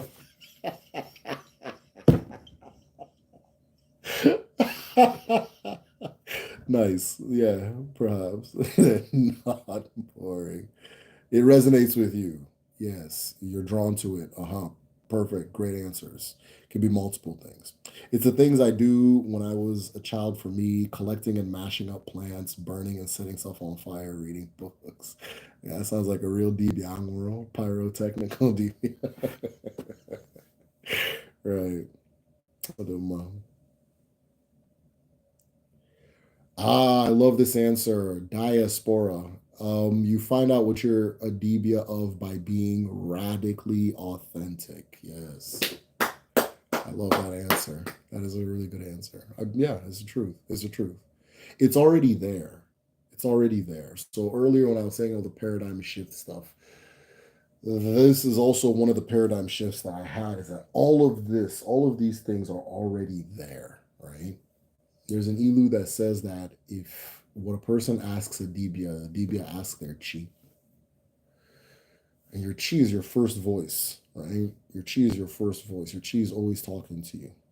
You understand? Your chi is the one that says, this is for you, this is not for you, right? Your chi is the reason you like some foods and you don't like others. All those things. Once you stop forcing yourself to eat the foods you don't want to eat, then you start, it becomes natural, right? It's like asking somebody, what foods do you like? Well, now that I've allowed myself to eat what I like this, and that. But if you, for some reason, just force yourself to eat oatmeal, I don't know, your whole life, which society sometimes makes us do that, you may not know what your favorite food is. You may not know what feels good to you or what resonates with you, right? So it's one of the paradigm shifts I had is that your chi is your first voice. It is not a mysterious thing. It's not hidden. It's not something you have to seek out. It's always there. It's always talking to you. And it can be accessed by being radically authentic, right? I have another cousin who I suspected is a Debia. He introduced me to fireworks. Okay, Angelica Pickles, there's a pyromaniac thing going on with the family. And I'm wondering, I don't know if there's a story there, but I'm seeing a pattern. Okay. Most kids, crushing stuff up, burning them, talking to the cousin about fireworks. It was a pattern. All right. So John says, could explain what, yeah, the importance of the Afa language. Very good. Okay. The Afa language is the language of Nimbu, the original ancestors, right? The Afa language is the language of the original ancestors. It looks like Igbo, but it's different, right? It's different. And one of the things about Afa is once you learn the Afa language, understanding these concepts in Odinani become a lot easier. They fall right on your lap.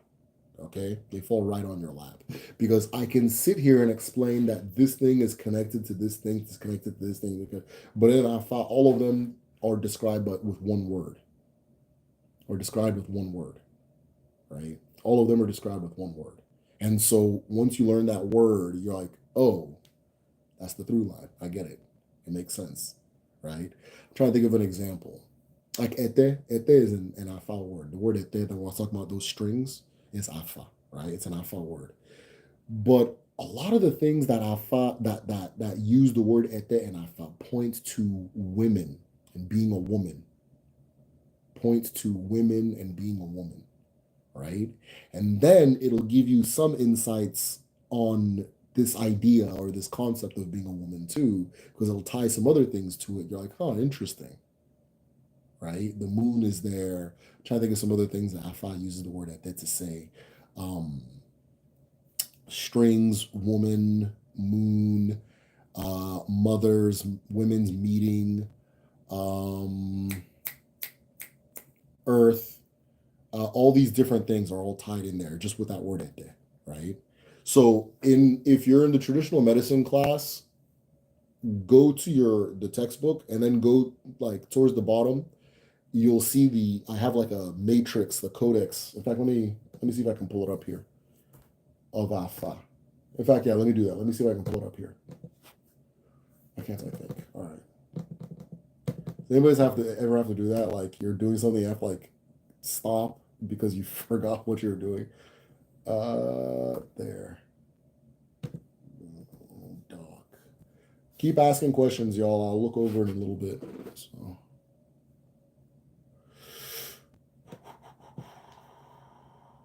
Mhm. So I wrote a book called Og, Traditional Healing. It's the textbook we use for class. I'll give you guys a little. I even drew little pictures. Hold on. Can you guys see the screen? I don't know if you guys can see it. Okay, I can see it, but I can see it. I drew that. Anyways, so this is the textbook for the traditional medicine class. I'm looking for the codex for Afa.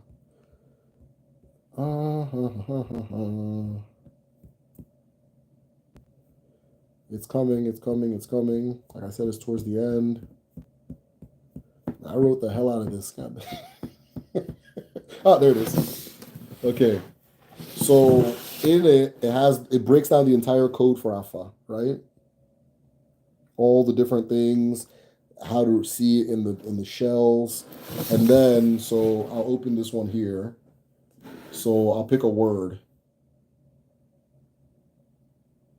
Oh, okay, so ete, right? So all these are all things connected to the word ete. Water, revealing, um, a woman, first daughter, a female human, a good thing, being cold, truth, sincerity, oath, rivers, oath taking, right? Now, for example, now oath taking, that kind of thing. But then you look at the all fall is a woman. It's always shaped like a woman. So somebody might come and argue to man, no, here's my evidence, that kind of thing, right? Noise,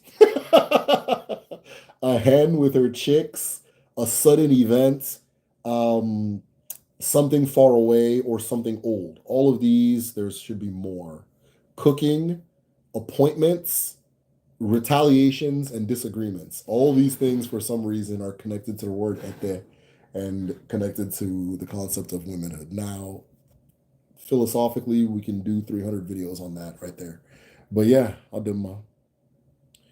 Where are we at? Where are we at? Mm-mm-mm. Derek, my chi is blessed and protected you eternally. You're too. Oh, I appreciate you. Who don't want to? Who don't? Why do bad things happen to good people in the Odinani perspective? I think that is such a good question. That is such a good question. I'm trying to think if there's an Elu that addresses that because this is a big philosophical question too. Why do bad things happen to good people? Well, here's the thing. So as far as Odinani goes, right? I think there is I think like if you have like if you're seeing things in the Abrahamic way, that concept is difficult to grasp because like bad things happen to good people because in the Abrahamic system as I know it, God has already promised you that God is the good guy, right? I'm the good guy, and because I'm the good guy and you're on my side, the bad things aren't going to happen to you. So when the bad things happen, it's like, well, if God is good, why is there famine? If God is good, why do children die? That kind of thing. But the way we see it in Odinani is that Chuku, Chineke, all of them, they're not. good or bad. There's powers. They're not good or bad, right? They're not partial either. They're not partial either, right? All of the events of the world happen to everybody, right? All of the events of the world happen to everybody. Something must be lost for something to be gained. Something must be given for something to be that kind of thing, taken, all that stuff, right? There's if something goes up, another thing must go down, and it's all just happening at once, right? Now, what we try to do is we try to, or most people in Odinani, they try to better their odds. There are things you can do to better your odds, right? There are things you can do to protect yourself a little bit more than normal. You understand, right? Like there's an ilu that says if an arrow is fired, it's ogu that will choose, that'll determine whether it hits. You understand, right? So there's ways that you can improve your ogu. There are ways that you can keep good ogu and all that stuff. Um, but if when you understand the universe like that, then as a matter of cause and effect, then it's a matter of studying it and and knowing where, like, if a bad thing's going to happen, where does it come from? What is the nature of that bad thing? What did I do to invite it? What can I do to not invite it? But you'll never be in a situation where bad things won't happen, right? So it's just a different worldview. There's no promise of good in Odinani. There's a lot of factors, exactly. Odema,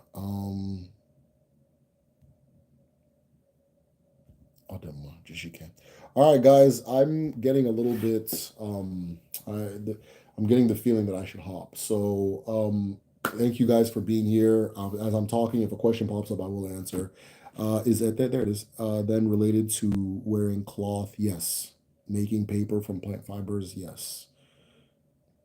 Which is done in water, by the way. Yeah, yeah, all of that at the strings, that whole thing. So in Odinani, we always talk about how there are these certain patterns that create everything. And one of the things the Afa language does is each of those words is describing a pattern. Each of those words describing one of those patterns that are used to create things. And when you combine patterns, they make new words. When you combine patterns, they make new words. So there's obi, obi is a pattern. Ora, ora is a pattern. Now, obi by itself is too abstract for me to say it means this, but it generally points to chuku, light, male, um, open, the concept of being open, just a bunch of stuff. And then aura, which points to some other stuff, right? But then when you put them together, ubi aura is meditative breathing. I don't know how we get there, but it does, right? Meditative breathing. So, um, umendo, meditation, breathing, deliberate breathing, that kind of thing, right? So if I can tell you, oh, you can say, oh, hey, what should I do before yada yada yada. Now if I can say, will be all right, and like, okay, meditative breathing. Okay, I'll do it. If Afa's your advisor, if you trust it, that kind of thing, right? Afa or then ubi odi, right? Means something is very close. Udi points to darkness. Darkness is deep, deep, deep, profound darkness, right? And procreative darkness, so like the darkness of a womb or like the brain. And then aura is the openness and light. But then together they say that something's close, so that kind of thing. Which reminds me that Ndimbu receives. Okay, so Angelica Pickles, you're taking exactly. So when you start hearing these stories, all of a sudden you're like, oh, the guy comes down from the string and everything is water, right? The man comes down from the string, everything is water. He brings the hen. All of these words say ete. It's there's this is the Yoruba creation story for Ile Ife. They use Afa too, you understand? But then we also have a similar story with Eri. Eri is also a word for rope. You understand? Eri means rope. You understand? People say, "Oh, Eri from the Bible. He's from the Bible." No, that's stupid. That's no, he's not. Eri means rope. Okay. So Eri in the Igbo story comes down from a rope, down from Obichukwu. He lands on the world. The world is all water. It's all water. He Chukwu sends a man from Oka, which is they're known for smithing, to use his bellows to dry the water. A lot of these words are ete in the Afa language. The Yoruba one, Oduduwa comes down with a rope. Rope is ete. He's given a hen. Hen is ete. The hen has to clear up the water. Water is ete. All these different things. So like when you start seeing the patterns. It's really interesting. Odumma. Yeah, too much. Oh, thank you. I appreciate that. Interesting. Afa in Ewe, spirituality in Ghana is a deity that can answer all questions. Yeah, it's the same thing for us. Yeah. Odumma. So pretty much diviners are perfect. You got it. Afa, Ifa, Efa is all the same thing. It's all the same thing. And interesting enough, it's the same language. So even though I'm speaking Igbo and this person's speaking Ewe, the Afa is saying the same thing. Now they pronounce things different, right? So some people say Obi instead of Obi. We say Obi, but some people say Obi. And for some reason the Yoruba ones they have like there's more variants. Like they'll have like their word for Ogili will be something super random, but then all the other ones they'll say Ogili or like Ugili or Agili or something close, right? So I don't know why that's. I noticed there's a little more like the words will be like a little different more often than not. But it's like everybody's kind of using the same code, and then from there you start seeing all these similarities in their spirituality and stuff. I love your connection. Thank you. I appreciate it. Evwe is how it's pronounced. Okay, good. I didn't mind. Dope name, yeah, diaspora. That is, I like your name. I didn't get it at first. I was like, okay, this person named a person named Die, and I was like, oh wait, diaspora. Okay, yeah, so I don't know if you answered it, but how? But did you relearn Igbo in adulthood? Have you been fluent my whole? Oh, that's such a good question. Um, I used to speak, but according to my friend Ike, very badly when I was a kid, when I was like six, when I lived in Nigeria, I was 4, 5, 6, 7. And so I spoke very badly at that time. And then I forgot because I stopped speaking when I came here. Um, and then I had to reteach myself in like my late 20s. So most of the Igbo I know, I taught myself, right? But I had a foundation in that at one point in my life I did speak. Though again, according to my best friend back home, very badly. He always emphasizes that my Igbo is trash. you know. But yeah, I taught myself. Diaspora. Are you trying to learn? All of them are Igbo. I read something about them respecting Igbos. Yeah, but they'll argue with you if you tell them that. They'll argue with you if you tell them that. So, Africans, we have pride, we have a lot of pride. So nobody wants to hear that they come from somebody else. Nobody wants to hear they come from somebody else, especially in that very, very, very prideful corner of Africa called coastal West Africa. But if you look at the artifact records, the language, that kind of thing, it's obvious that Igbo was the first one.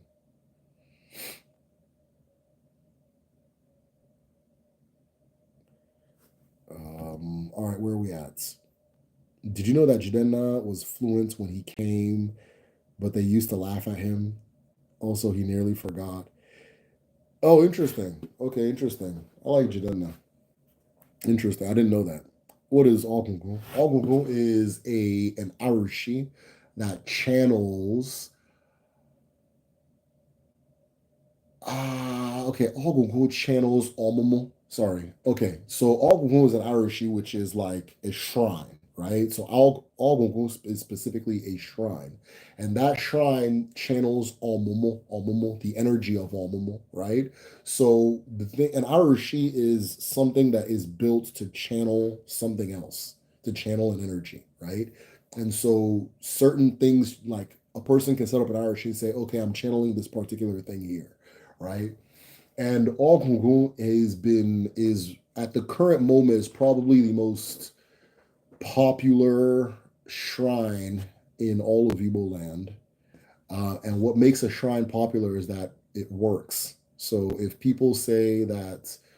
people that run the shrine say that, oh, come here, it'll heal your, I don't know, tuberculosis, and you go there and it doesn't heal your tuberculosis, that's the end of that shrine. It's done. Nobody's gonna go because they're fake. Okay, it's not real. They're fake. Blah, blah, blah, right? And there's a lot of fake shrines. But if one stands the test of time and people keep coming again and again and again, that means that something there is working, right? And Algon is one of the ones that is working.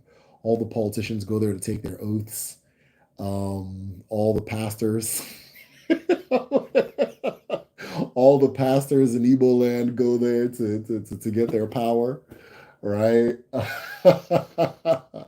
I had a cousin who stole my uncle's generator, and my uncle is very poor, and he was very proud to have this generator, and so it was devastating that he lost it. And so the cousin kept denying that he stole it. And so my dad said that, all right, so we're all gonna go to Okija, we're gonna go to Ogugu. And he started confessing immediately because people don't play with that shrine. So Ogogo channels the Omomo of the earth. And with that energy, it does a lot of things. So, oh, never mind.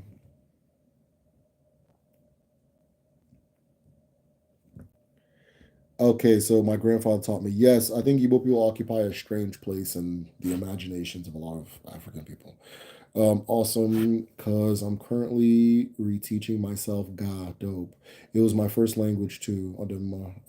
My mother is Ga, my dad is Ewe. I want to be able to speak before I learn others. That's super cool. And you know what's interesting? The more languages you learn, the easier it is to learn other languages. And if you learn Ga and Ewe, I think, based on how close the language, they're not super close to each other, but they're in the same language family. Learning one will make the other one easier to learn, and then learning two of them will make like Igbo, Yoruba, the rest of them way easier. Okay, because there's some things I can pick up in Yoruba very easily because I know Igbo, right? Like if I hear a word like Oduduwa, right? I can piece things together in that word. I can piece things because I know Udu is like black, darkness, something like that. Similar in like Afa and things in the Igbo context. I know wah, oh, wah, wah, that kind of thing is universe, that world, something like that, right? So if I now hear, oh, it's this thing that created the universe, I can kind of get an idea of what's being said. I know something esoteric is happening because of the words being used, right? So learning one makes the others easier. I've been interested in learning more of the Bantu languages, and I don't know which one to start with, but I had Lingala in mind. So once I meet somebody who speaks Lingala, and we'll have more conversations. But I don't know if Lingala is one of those like Swahili, where it's not, where it's like kind of like a composite. So recent science video expresses the now is illusion. Then what does, hold on, before I read this, I want to see if I miss anything. Okay, I didn't. Recent science video expresses the now is illusion. Then what does that mean? Linear concept of time. All all smiles be, you've come again, I think. Okay, hold on. What is the United product of time if the concept of Denala is repeating concept of one, two, three, four? What is, can I answer what the concept of time is? That's a lot. That is a lot. I will say this. I will say in the general African view, I don't think time is seen as independent from events of nature and so forth. I will also say this because so much is based on a fractal. It's pretty obvious to me that there are in the Inodinani there are different times. There are different dimensions within time, right? There are different worlds with their own times and their own ways of relating to time and so forth. And even within our own time, elements of ourself don't use time the way other elements do. Like more, your more is everywhere you've been and everywhere you're going to go. which is why I know it's Tete, because it's like a river. It's a river, right? It's everywhere you've been, everywhere you're going to go. You understand? So, and all of it is being experienced at once by moi. All of it is being experienced at once. So, moi doesn't operate in linear time, right? The now for moi is infinite and eternal.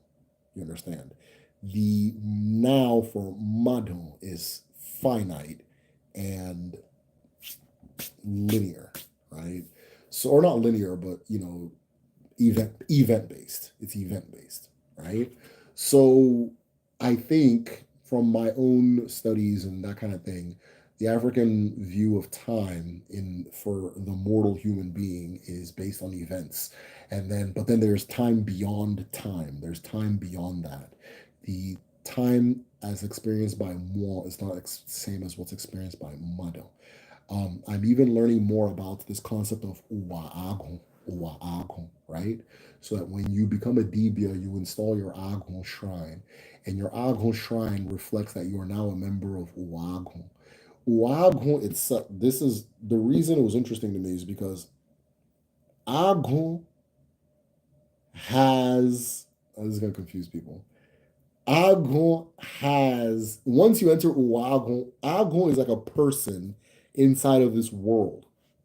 And that world has its Chuku, has its Eke, has its Nemiri, has its own Amadioha. It's called Amadioha Agon. Has its own this, has all of these different things. So it's you, it's your world, which has its Miri, has that kind of, but it's a different dimension, right? It's a different. You're now occupying that dimension as Agon, and that dimension has its own way of doing time, similar to yours, but not happening at the same. I hope I'm making sense. So there's a lot of times happening at once. Okay, a lot of times happening at once. It's not linear. Good. The line is just a segment of a spiral. Like a circle. Cool. I'm Ghanaian, but I speak Setswana. Interesting. I grew up in Botswana. Very interesting. I'm a linguistic conundrum. Very interesting. I feel like Setswana would be a good window into a lot of languages because a lot of the South African languages are super similar. To my knowledge, I think Setswana and what's is Setswana similar to Shona? I was friends with a lot of Zimbabweans a few decades ago. Is Setswana similar to Shona? Because I think Shona is very similar to Zulu. So yeah, Irish channels Abara. Well done, perfect. Trying to learn as well. My friend called me speaking fluent Igbo, and I had to admit I cannot speak Igbo back. Most of the people have the impression that I'm a fluent Igbo speaker. Okay, Emeka, come join Kedu now. Whenever you're ready, join Kedu. Join Kedu. Um, I myself, I'm basically at level two for Kedu. I think I'm a little bit past level two now, anyways. Maybe I should give myself a little more credit. But for me, Igbo is like something I have to rev up. So if I just start speaking now, it'll just sound like nonsense. But as I speak more and more and more throughout the day, then I sound more like a natural, normal speaker and I'm fluent, right? But to switch from English to Igbo real quick, you're going to hear a lot of Americana, right? That kind of thing. So, like sometimes I'll come here and I'll speak Igbo and it's very fluent. That means I've been speaking it all day. You understand? So I'm trying to get to the point where all of my Igbo sounds good, right? But for me, I have to do, then all of a sudden it gets good again. And I think a lot of that is just switching your linguistic mentality and personality and things like that. So, but yeah, join Kedu, join Kedu. Those of you who have been to Kedu or currently in Kedu, let Emeka know that Kedu is good. Unless it's bad, then let him know it's bad because let's not mislead people. Wild it's extremely interesting. Let's go back. Mr. Nobody.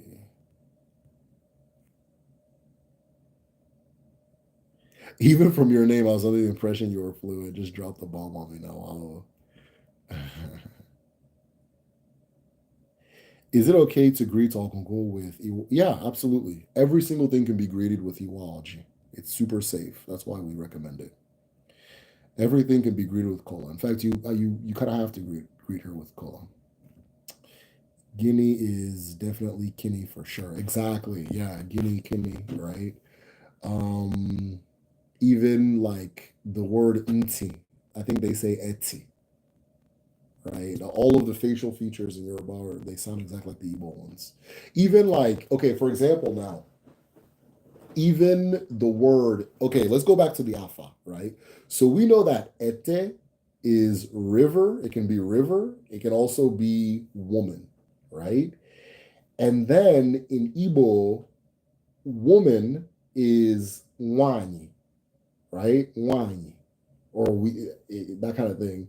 But then we also, when there's a married woman or a group of married women are known as ndinyem, inyem, iye, right? A group of them are known as iyem, and a wife is nwunye, nwunye. So what is that iye? And I started looking, I started seeing that all of these things that pertain to women, you see that iye, iye, iye. And then you go to Yoruba, it's iya, is a mother. Igbo, iye, and then river, stream, ete, right? So yeah, the more you learn one language, the better you understand the other. That kind of thing. It's interesting. But I think at one point in the Igbo language, we were using iye or iya, or not iya, but like iye. Even like Akwa Ibom people, they say iye or iya or something like that, right? Edo people, they say iya, iya, that kind of thing. And then Igbo, it's uh, wani, right? Wani. But then if you start digging to different, you start seeing that this iye was also there too. It's just not the common one we use. But we say ndinyem, iye, that kind of thing. So I think quiet when people say iyom, but I could be wrong. Udu is black, dark, yeah. But, true, I understand. True, I understand some Lingala, Zulu, Ndembele, Swahili, because I speak Setswana. Yeah, that's what I was trying to get at. Lingala is like a pigeon, like Swahili. That's what I thought. So I need a Bantu language that's not like a pigeon. Is it Koni? It's not as much as Kwasaki, which is I initially said I want to learn a little bit of Lingala because I need to start learning more about what's going on in Central Africa as far as their spirituality because there are missing pieces of the puzzle for Odinani that I know I can find there as far as my knowledge of it. Um, because for example, like Ekbe society is from Congo, right? And this was shared with me by way of a friend who's a part of the Ekbe society, but he was told by a Cameroonian chief in the Ekbe society that it's from Cameroon, it comes from Cameroon, and that when you see Mobutu with that leopard hat, that means that he's a part of Ekbe, and even the name Sisesiko, I can't say that, Sisesiko, that is an Ekwe title, right? And so I'm like, whoa, that shit kind of blew my mind. Even within Ekwe, they have everything called Nganga. Nganga.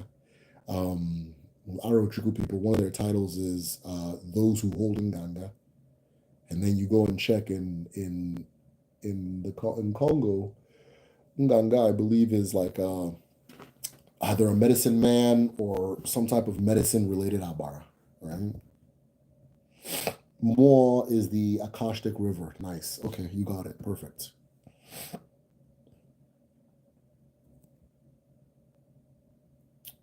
You know, as you they give joy with this your alpha way this week. I appreciate it. It's time. Time is just events spread out through many. Yes, exactly. Deeper dimension. And I think that a great deal of what we call time is cannot happen without observation, right? Everything is happening at once. It's just what's being observed gets called reality, and that reality gets called time or gets measured with a thing called time. So it's just the outline view, but then stacked from another huge tangle, that kind of thing.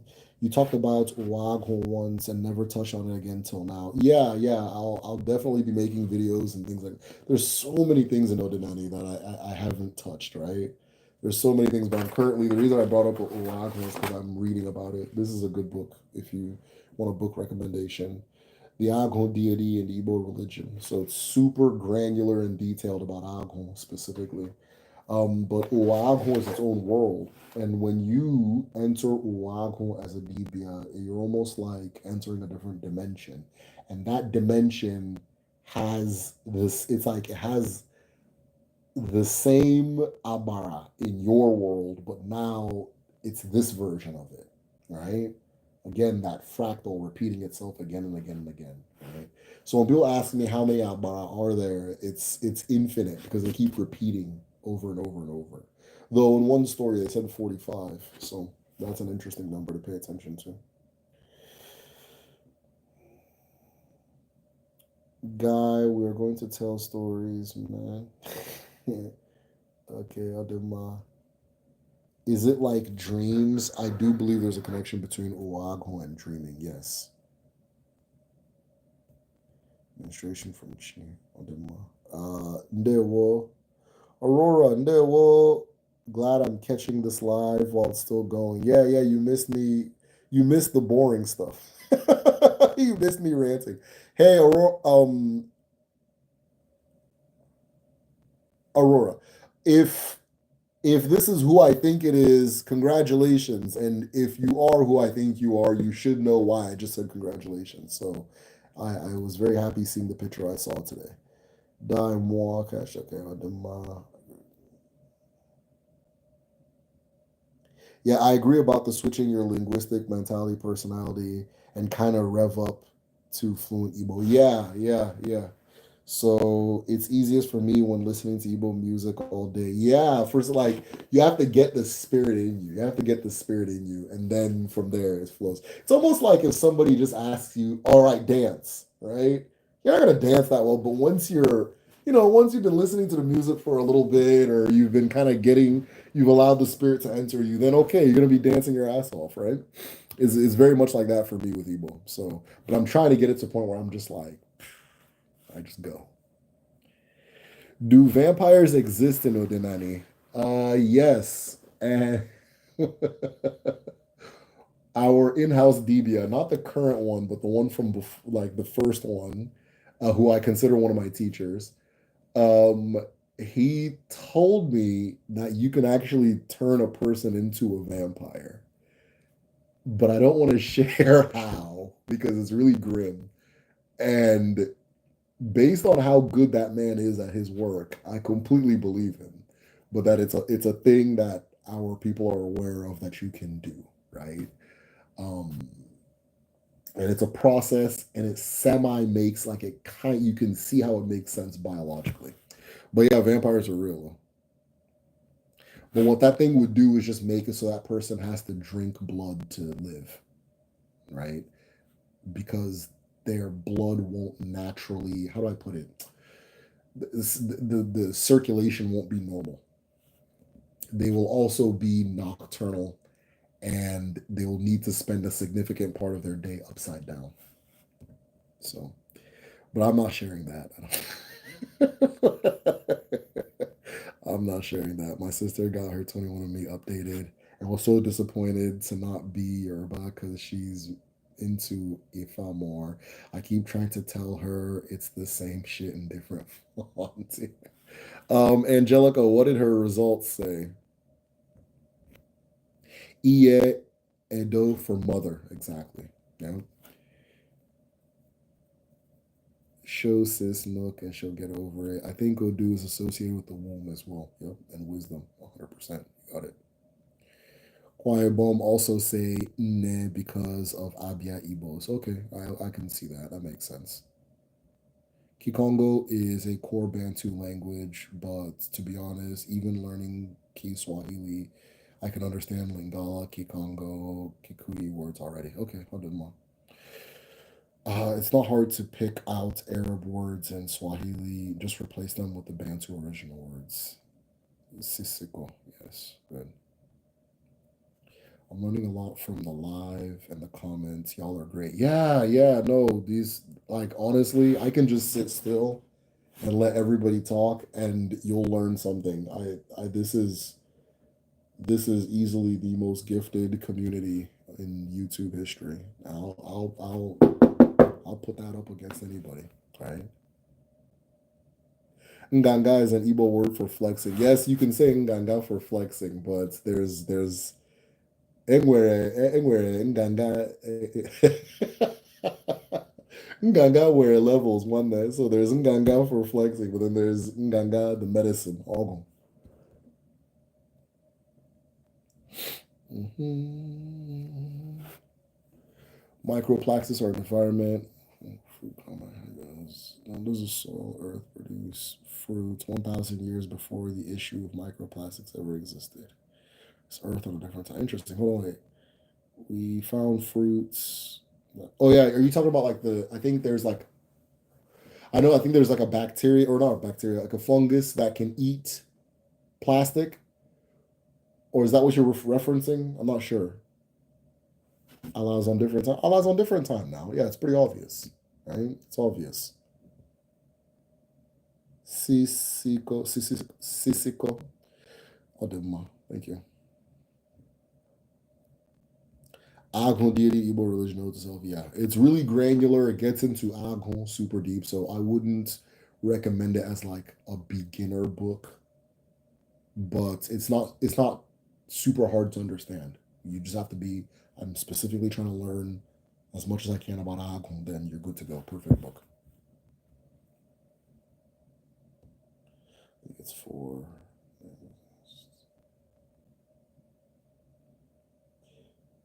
Must be in oil particles. Oil is underground. Roots are also underground. The Albara, I mean, okay.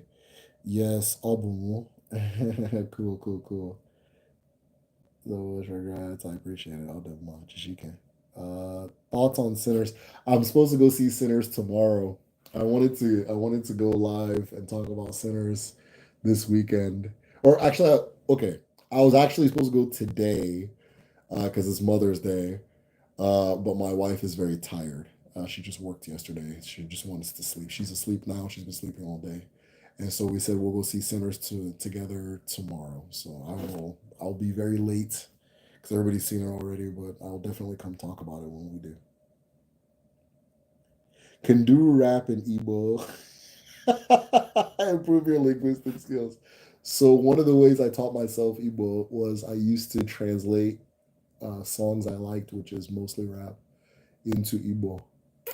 Into Igbo. So I remember the first time I did it, and it stuck with me forever. It was I don't know if you heard those like pre-Illmatic tapes. It was a Nas song, and the chorus was on the real, all you crab niggas know the deal.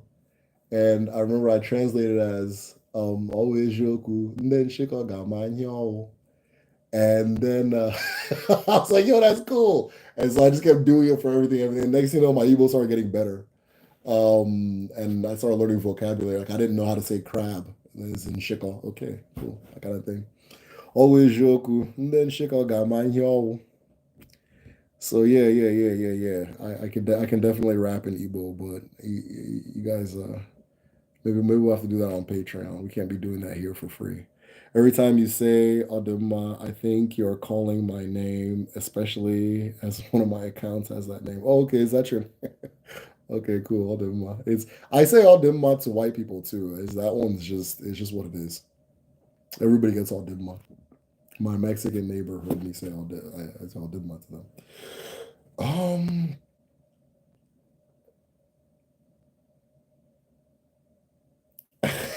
I know I can't stop this. People have been good with the spoilers. I'm like 2 weeks late, and I've still been able to avoid knowing even what the movie's about. I know there's vampires. I know there's like a party, and they're not trying to let people in or something like that. So we'll see. Tis tis catch up. Her results are unequivocally Igbo for Nigeria section, which is our largest percentage. Yeah, if she looks like you, then yeah, I could have told you guys that.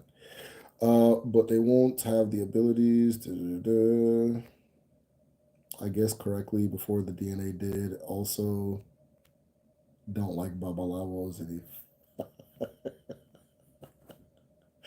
don't judge the don't judge a spiritual practice by the babalawos and the Debias and things like that. You know, I think this is a mistake on the Ifa end. I think they made everything very babalawo centric. Um, but people that have that gift, it's not just all. It comes with some wiliness. You know, it comes with some wiliness, right? And so we understand that, like, like I have an uncle who we now figured out is a Debia, and he's living as a Debia. He's kind of living away from everybody and that kind of thing. But prior to him being a Debia, man, this was the biggest asshole you would ever encounter in your life.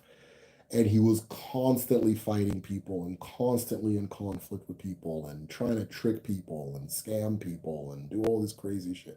I remember one year I was back in Nigeria. It got to the point where nobody's gonna understand this story, but I'll tell it anyway.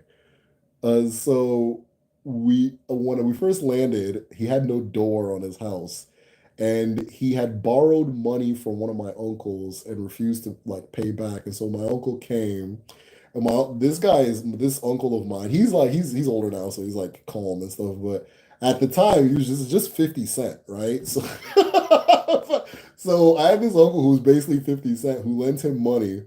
He refused to pay it back. So my uncle took his door, he took the door as collateral. And so he was trying to pay back the debt from that. And then another uncle had bought him a motorcycle to do business. And he would go to like where all the motorcycle people were, and he'd park and just be talking shit about the one that bought him, that he put juju on the motorcycle. That's why he's poor, he's poor. That, can you imagine, he wants me to do this motorcycle thing because this and that. So that other uncle confiscated the motorcycle. So he opened up a shed to sell yams, which is like in our town, in just is seen as like something that women do, like to fry. He like selling and frying in like the market and that kind of thing. But no judgment. And so he was doing, but he was while he was doing it, I remember one day me and my sister were sitting there, and he was just talking shit about our mom.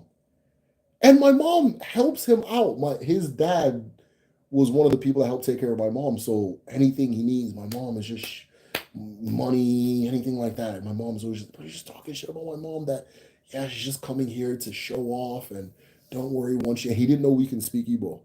And so we're hearing him, and my sister's like, "What did you just say?" And I was like, "Is he talking about us?" And she's like, "Yeah." And then we start going back and forth. Then my dad, my dad's a character, he just pops out like, with a machete, and he starts cutting up the yam shed. Nobody's gonna find this story funny, but it's hilarious. He starts cutting up the yam shed because he's tired of this guy talking shit. And then all the yams go flying, and I remember all the kids. Everybody's around, start just grabbing what they can. And so then my cousin Ikechuku, he starts running. Oh my god, I'm crying. He starts running to his Umerne, which is where his mom is from, which, like, if you have conflict with people, that's where you can go for like refuge. And so he starts running to his Umerne, and my that 50 cent uncle was coming back home, and he had been smoking, he was high. And he came back, he's like, I just saw Ikechuku running through the bush. Oh shit. But anyways, yeah, so we figured out that the reason he was having all these problems with everybody was he's supposed to be a Debia. And you can tell because he was like into the church in a very weird way. And he would like do these super passionate prayers to the point where he'd be like crying and stuff, like he was like DMX, you know? And he would just be doing that thing, like a lot. He would do it a lot. And then he found out he was supposed to be a Debia. And now he's a DB, and he's doesn't fight anybody. He's just chill. He's chill. You go to him, get things done. According to everybody, he's more mature now. He's at peace. He has peace. But before, if you try to help him, you became the enemy. And so yes, I just get to you even ask any questions, just like, and then all the kids are fucking. Oh shit. Yeah, man, my village is lit, dude. We have a good time, man. It's fun. But like when I tell people these stories, they're always like, because they're thinking it's like Hotel Rwanda, but no, it's chill. But it's just he took his door.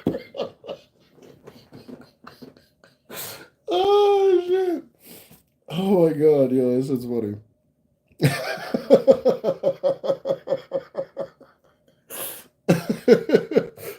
Oh shit.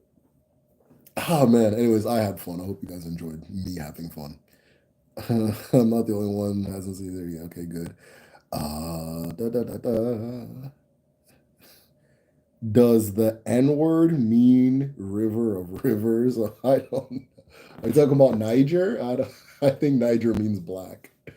I think the word Niger is black. The different languages have different names for the Niger River. Igbo, it's Oshimiri. Oshimiri is Niger River.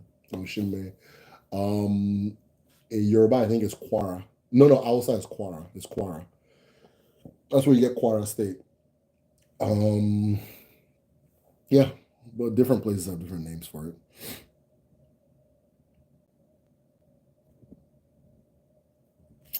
Dalu for the live, Duru and everyone. Gentle flow for your days. I miss you, Odema. Jijiken one. Yeah, I've had a tough week, so I've had fun. This has been really cool. I'm glad we had this live. She's exactly like me, but two shades lighter. Okay. I invited her to a group study, but she hasn't come yet. Okay, cool. Yeah, she's welcome. I laugh because like you know exactly how many shades lighter, which is funny. That's a big hole, not the door. Sounds like my brother. Not the door to Yam Massacre. This is the most hilarious. Okay, good. I'm glad you guys enjoyed the story because I was.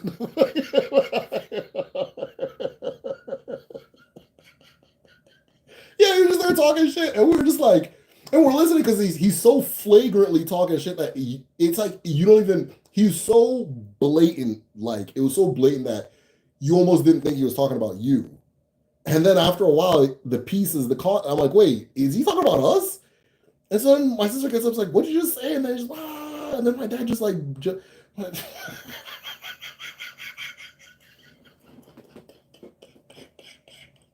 it's just like, and my dad was tired of that fucking yeah, because it's right in front of our house.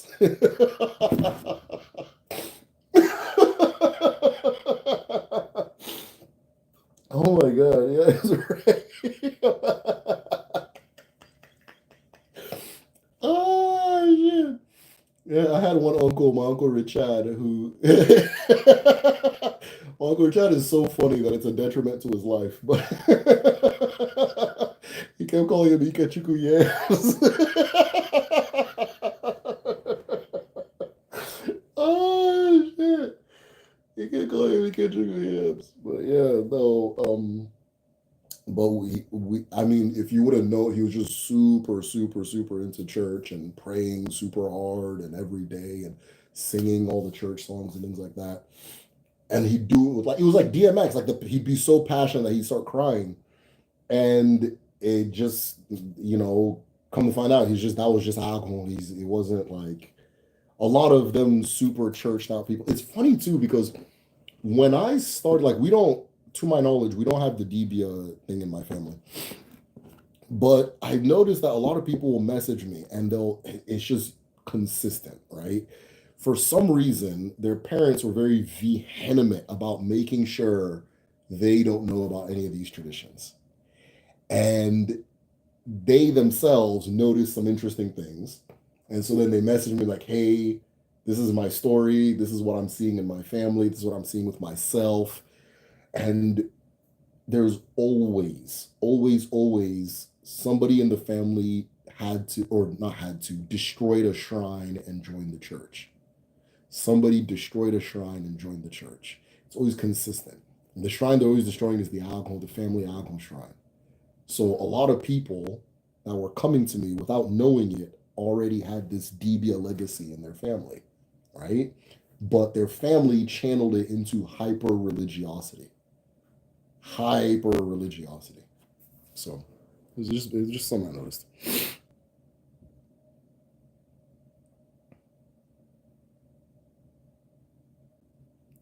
Blacks are all one people in this story because nothing surprises me. This is what I'm like. This is what I'm trying to say. I saw all said these like little dumbass diaspora wars and stuff people have, right? I when I came to America, I turned on the TV and I was just seeing the shit that I was just like the humor on the Wayans brothers show is exactly my uncle's humor. That's what they do. That's how they think that's just what they think is funny, right? It's the same thing, right? How they're always cracking on how Pops is tacky, the same way they're doing with my grandpa. It's just the same thing. So I just see these things where it's just like I don't really see the difference. I never really saw this big ass like, and people come, oh, we don't have our African culture anymore. Yeah, you do. Yeah, you do. I mean, you definitely do. It's just shaped different now, or it looks different, but you do. You know. But yeah, nobody's gonna find it funny on this station. I don't know. Right? We act the same way everywhere.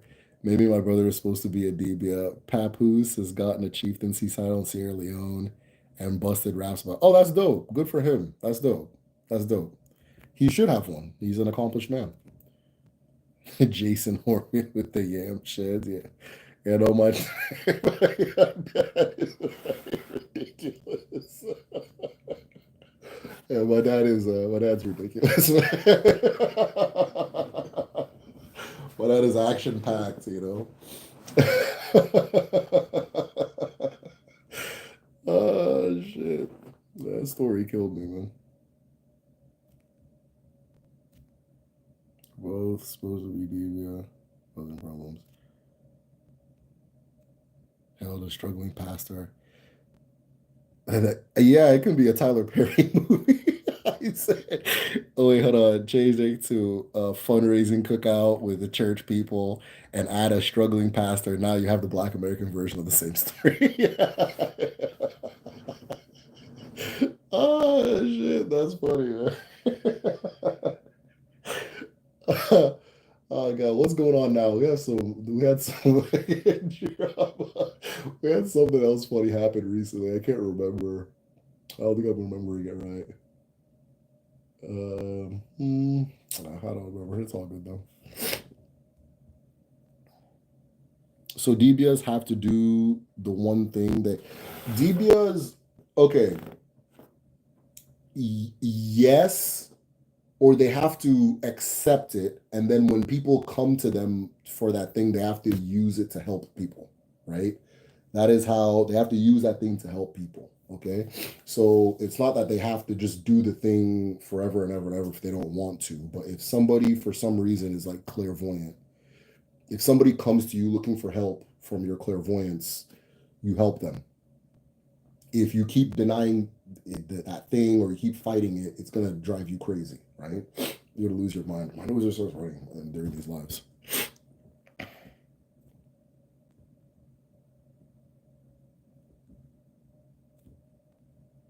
Is there a deviant of making babies or fatherhood? I mean, yeah, I'm sure.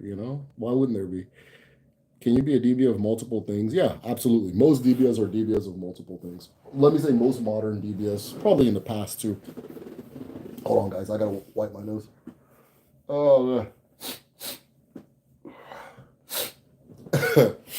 I'd be trying to be cool, and it's never gonna work. So I've accepted that. But all right, where are we going? Can you be multi or do you focus on one? Most people are DBAs of multiple things, right? Most DBAs are DBAs of multiple things, but in a strange way they connect to each other, right? In a strange way. But in the modern day, are most DBAs today are generalists rather than specialists, just because we had that time where so few people were doing the work that the ones doing it had to do everything. So today, most are generalists. Now there's an uptick. People are now re-answering their call and that kind of thing. But even as they're re-answering it, most of them are generalists. It's hard to find a DB that just does one thing anymore, right? But within that person's being a generalist, there's something specific that they're very good at, right? Like, I'm trying to think of an example.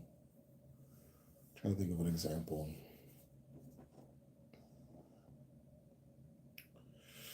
I would say our current in-house Debia is very good at making peace with forces. Like that I can tell that is his specialty, right? He's very good at making like things that renew, like starting over with your forces, starting over with your chi, starting over with your agon, all that stuff. He's good at that. I can tell that that's his thing, right? When he does that for people, they come back to me, oh my god, that kind of thing. But he does as much as possible. He does as much as he can. So because he's a generalist. I'm researching hoodoo and seeing if it's in my deep South heritage. Dope, dope, dope. I found hoodoo is connected to a Khan religion, I believe it. Origins are enslaved the Khan people. Anybody guys, any thoughts? Yeah, I believe it. What you're talking about, I believe it. A lot of hoodoos have reached out to me and told me that a lot of what I'm sharing on my channel is just it's the same thing that they're talking on and talking about, and the approach is also very different. So you notice with Odinani, the focus on the Abara is not that strong, right? It's not that strong. But things like more spirit, plants, nature, all that stuff, the emphasis is strong. And that looks very familiar to a lot of the hoodoo practitioners. What is her name? No, don't do this. Don't do this. When I first started my channel, she's like a online, she's very popular, she's well known for hoodoo. She was one of the first people that like I kind of connected with as far as everything that I'm doing, and I was able to learn from her, and maybe I'm thinking she learned from me too. The name keeps coming and going and coming. It's been like I'm gonna reach out to her. It's been like 2 3 years, but yeah, I've a decently sized circle of hoodoo people that I've spoken to, and they've all said that we're saying the same thing. So I didn't know. That's part of it. Depends on aspect of voodoo you're looking for. Divination instruments look Igbo to me. Protection pouches are Mande. I made a protection pouch, but it's not really for protection. You know, it's not for protection. I did I posted the ritual on Patreon, and it's related to the last video I did. But that I learned something really interesting from that. I think I'll make a follow up video on how the experiment, because there's elements of self that I wanted to put in more control. But now I've learned that it's tied to all these other things that I wasn't aware of, right? And so I'm gonna do a ritual to bring it back in because I now see the bigger picture of that thing. So, but I wouldn't have seen it without the ritual, if that makes sense. But yeah, it's the same thing as a protection pouch ritual.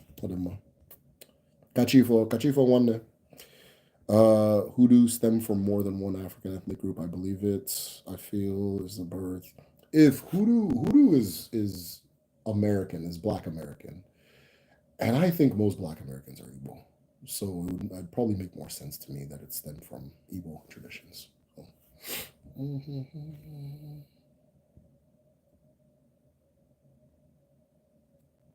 Yeah, from Jamaica. Generalize the term, specific region. I'm looking, might be a con. Okay, that's a good point. Hoodoo is a mix of all the traditions that were brought here. Makes sense. Protection House is Mojo Bag. On Patreon, does Premium 10 tier no longer get the group study? I didn't get the link today. Yeah, Aurora. The I group study was supposed to be last week, but I didn't do it because I just nothing was coming to me. So and then I'm still feeling kind of weird this week, but the next group study is next week, so you're still gonna get the link and everything like that, right? This was the off week, and then next week is the official one. Though I did say I was gonna do it this week, but it came. I was like, no, not right now. I'm kind of going through some things right now. Overgeneralization. Okay, all right, you guys are wilding out, so let me just skip all that. Honestly, a lot of ATRs are similar to begin with. Right, right, right. I don't know, when people say this one came from this and that one came from that, I'm willing to entertain it, but you know, it's what are we talking about?